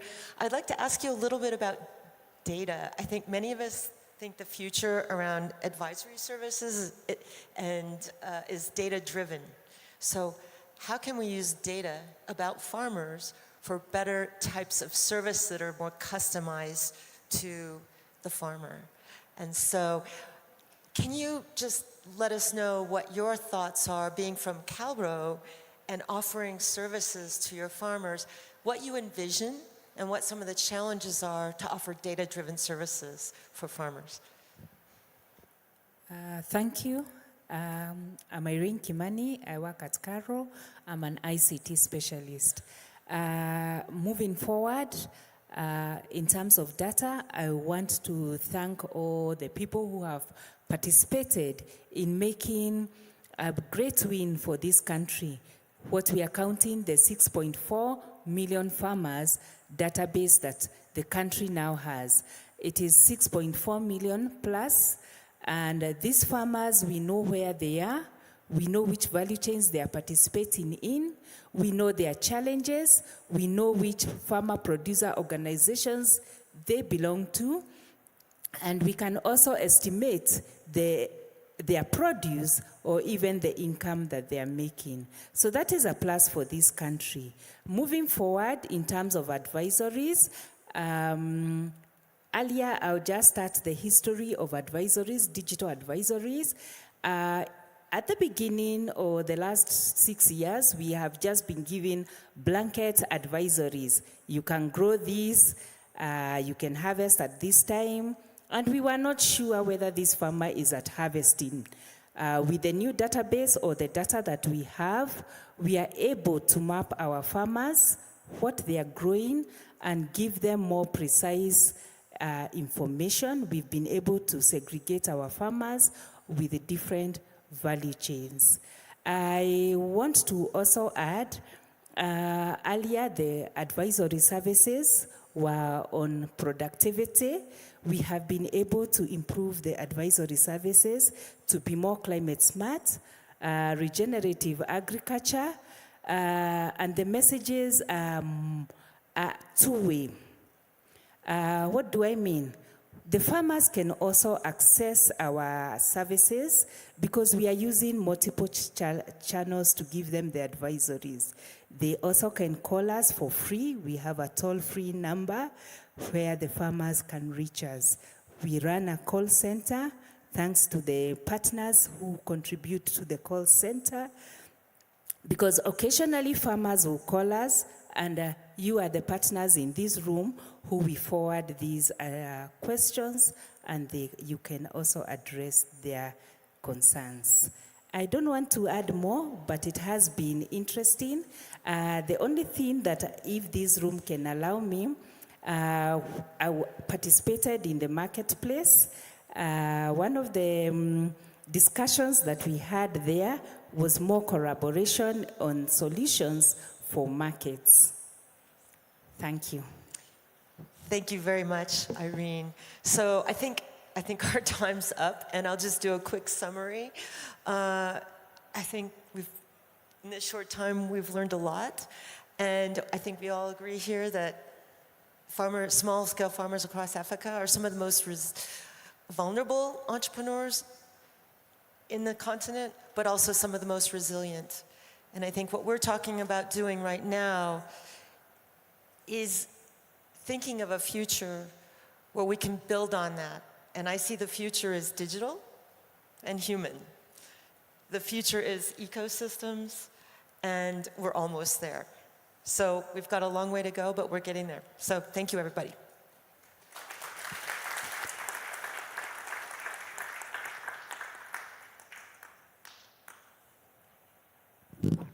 Our panelists, you can kindly just stand there for a bit of photo session. Thank you, everyone, for being with us to this marathon. We're halfway there. We'll now proceed to lunch, get a small healthy break. We're at 1:10, but now before we proceed to lunch, we would like just to get a quick wrap-up and from one of our partners, Farm to Market Alliance. So, Dr. Bernard, can you come and give us a quick wrap-up? So thank you very much. My name is Baxon Mwangi. I work with the World Food Program under a project called Farm to Market Alliance. I've been asked to wrap up and probably to say something about Farm to Market Alliance, maybe in 10 minutes. And this conversation is important, and this conversation is really good because it's telling us what is it that we need to do to drive the digital conversation. And we've heard from many partners with platforms, but one of the questions as the FTMA we keep on asking ourselves, this platform is geared to talk to the smallholder farmer, Josephine being one of them. But who is worrying about organizing these smallholder farmers into an economic unit where digital platforms can plug in? So we have very good digital platforms, very good tech brains in here. And the solutions that we are bringing on board is to see how the smallholder farmers benefit. But then who is organizing these farmers? We, as FTMA, we really like to play at that point where we are organizing farmers into economic units where the private sector and public sector with very good digital platforms can plug in. So I want to just present very briefly about FTMA.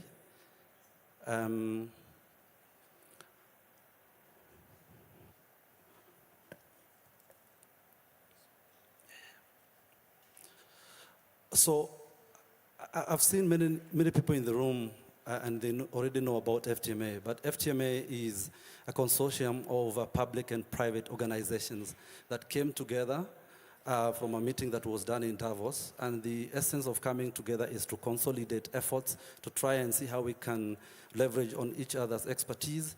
So we have right now we have the World Food Program, where this particular project is housed. It is actually housed at WFP and coordinated by WFP. We have Yara, we have Rabobank, and we have Bayer, active in 3 countries.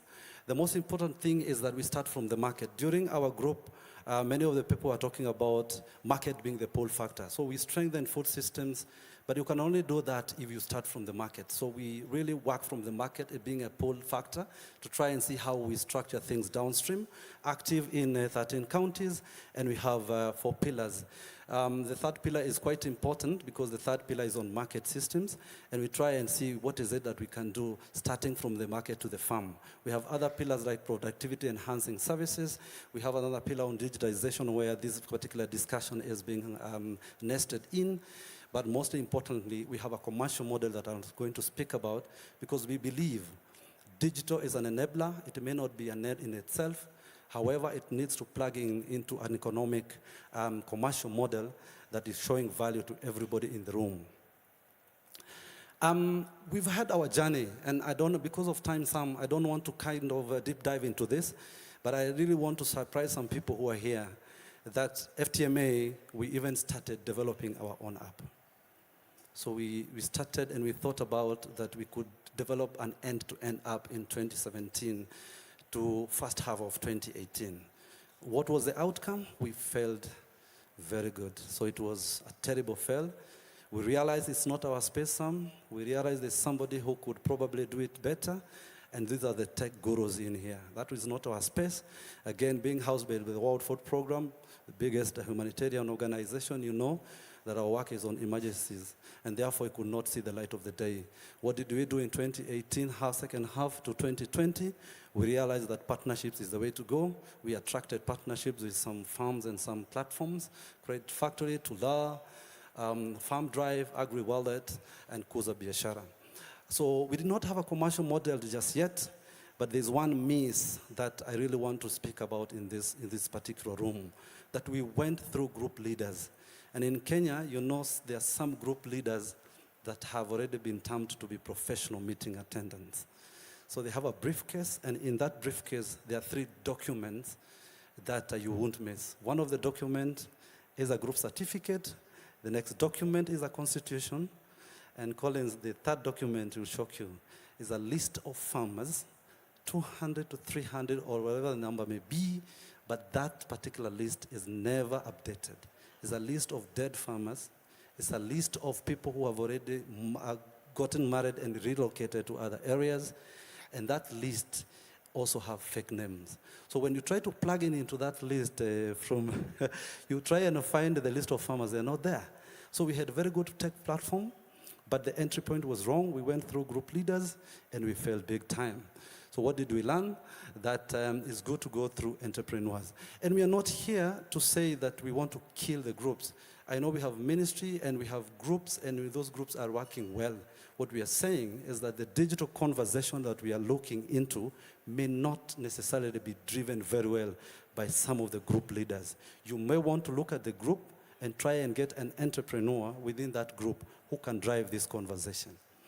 From 2020 to 2024, well, around that time, we've built a very good model in our own estimation. And that model is what is called Farmer Service Center. It's an end-to-end. And we are advocating the digital platform to plugging into there. It's sustainable because you're talking about commissions, and that commissions is paid by the private or public sector, depending on the product and services. More partners, I'll not go into that because of time.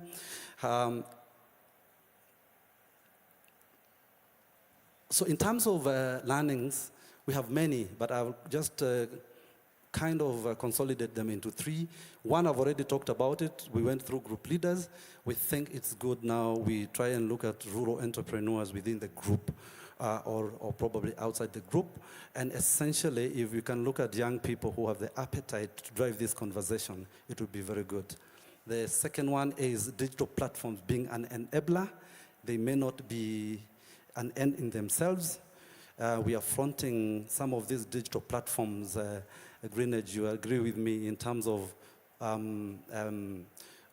fronting them standalone, but we think that if they plug into an end-to-end sustainable commercial model that creates value for everyone in the ecosystem, we are going to see great results. The third one is something that we don't have an answer yet. Kuza Biashara through Shri in the morning talked about the issue of a Kenya One network that unifies all apps. We think we could probably start having that conversation intentionally. And one of the things that we're having, and Josephine could have alluded to that, is we have now so many apps going into this commercial model of FSCs. So it's working, and therefore everybody is rushing in there. So what do we have? We have fatigue. We have some of the farmer service centers even opting to delete some of the apps and some of the platforms because they cannot see value. I wanted us to watch this video kindly, some, and then after that I'll just pen off. Smallholder farmers are potential engines for economic growth. They are key to building sustainable food systems, advancing food security, and achieving zero hunger. The Farm to Market Alliance's objective is to increase productivity and incomes of these smallholder farmers and develop commercial viability for all stakeholders, which can be achieved by providing farmers with more predictable and stable markets for their produce.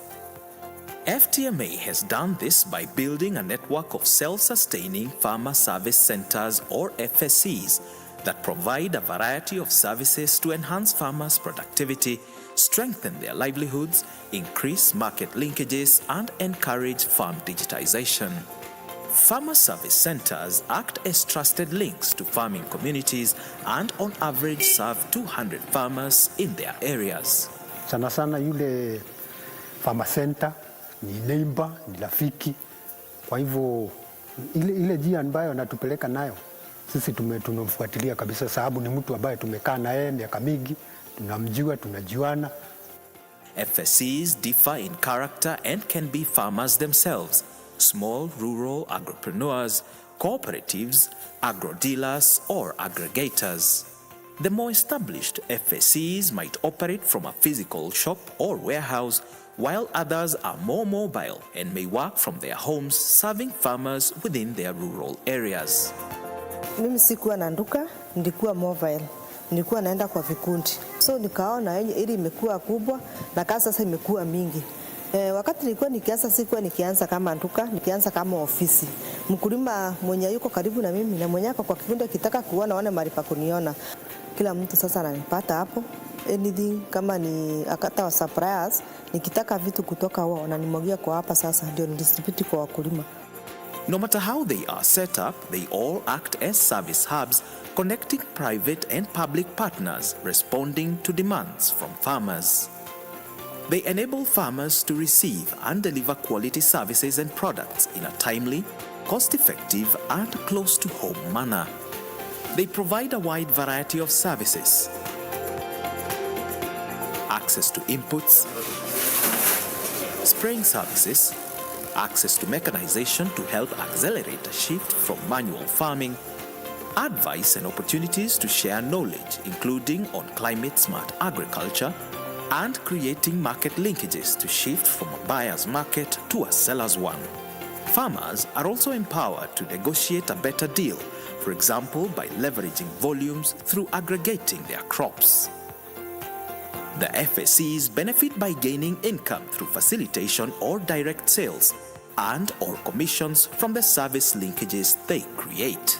When I started being an FSC, personally it has also helped me improve my life also. Because I said I am a mother and I'm married, I have my place where I live, so I was able to I chip in maybe maintaining my family. Yeah, so I'm proud, and my husband is okay with the whole way of my entrepreneurship model. Yeah, he supports me and I love that. These FSCs are at the heart of FTMA's work to support smallholder farmers become more competitive, market-focused, and sustainable.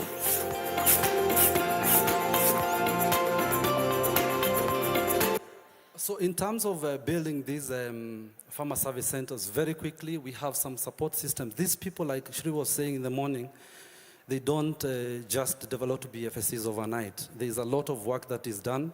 capacity building. I will not read all that, but most importantly is the BDEC, business development, entrepreneurship, and coaching. Mentorship and coaching is very important. It's not just telling them that you're on a farmer service centers. You need to build their capacity to be able to do business with the private sector. Issues to do with negotiations. Exchange visits is coming out very, very, very nicely nowadays, especially with the young people. They resonate very well with somebody who is doing something elsewhere. In terms of linkages, this has been mentioned in virtually many of you have mentioned it, in ports and everything. Government support, especially the Department of Agriculture, Department of Trade and Youth. And here we are talking about especially technical backstopping. The information that we share with our farmers, we want to be sure that is the correct one. So we have technical backstopping with the line departments, issues to do with compliance and standards. Private sector, we've seen private sector equipping the farmer service centers with product and services on information and knowledge. But not just that, but we have also other private sector that are also interested in equipping the farmer service centers with the equipment like what Josephine was saying. So lastly, these are the results. I'll not go into deep dive into this, but we have around 1,500 entrepreneurs right now.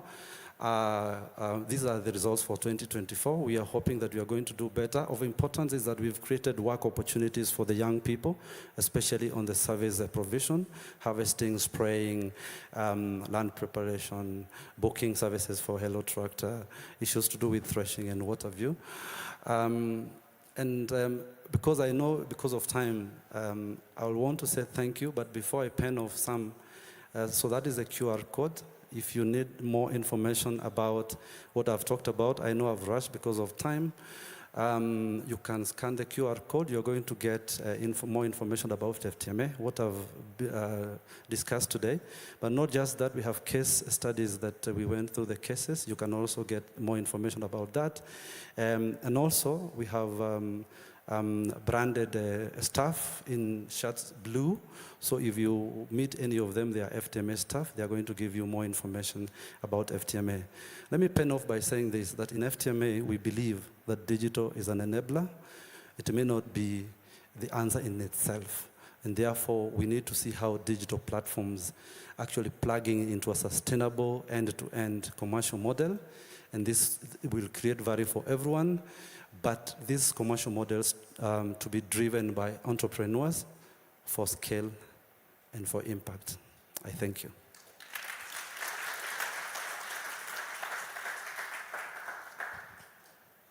Yeah, thank you, Dr. And when somebody has a doctor in front of his name, I know he has undergone through another rigorous process, but we're all doctors in our own way in terms of what we've been able to experience and able to do. And as I said, yeah, the marathon, we are around 30 kilometers in. We're left with 12 kilometers. That's why you need to put more and more energy. But for you to do that, you need to have something in your stomach. So we're going to proceed for lunch. And we have been hearing a lot about DPIs. Then we're going to debunk more about DPIs in the afternoon for about an hour and a half. After that, we'll go to master classes, because at least you can get to learn more about monitoring and evaluation, about what we are doing in the drylands space. And so please, when you come back, you'll find ushers who will be able to, after the DPI session, you'll find ushers who will be able to direct you to the rooms where the master classes are going to be. And true to what happens at the end of a marathon, we're going to have an award ceremony. So we're going to be awarding some of us for different achievements during the marathon season. And then after a marathon, we'll have a celebration. We'll have a small night, evening, social for us to continue networking until late in the evening.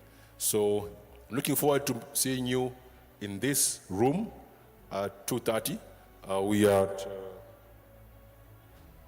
We're just about to get to 1:30. We'll proceed to lunch.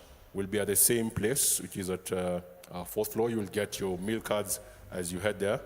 Kindly, I'm requesting if we can be able to be back in this room at 2:30, and then we will start the next phase of the programming and finish the marathon together, and we can all be winners. Thank you so far.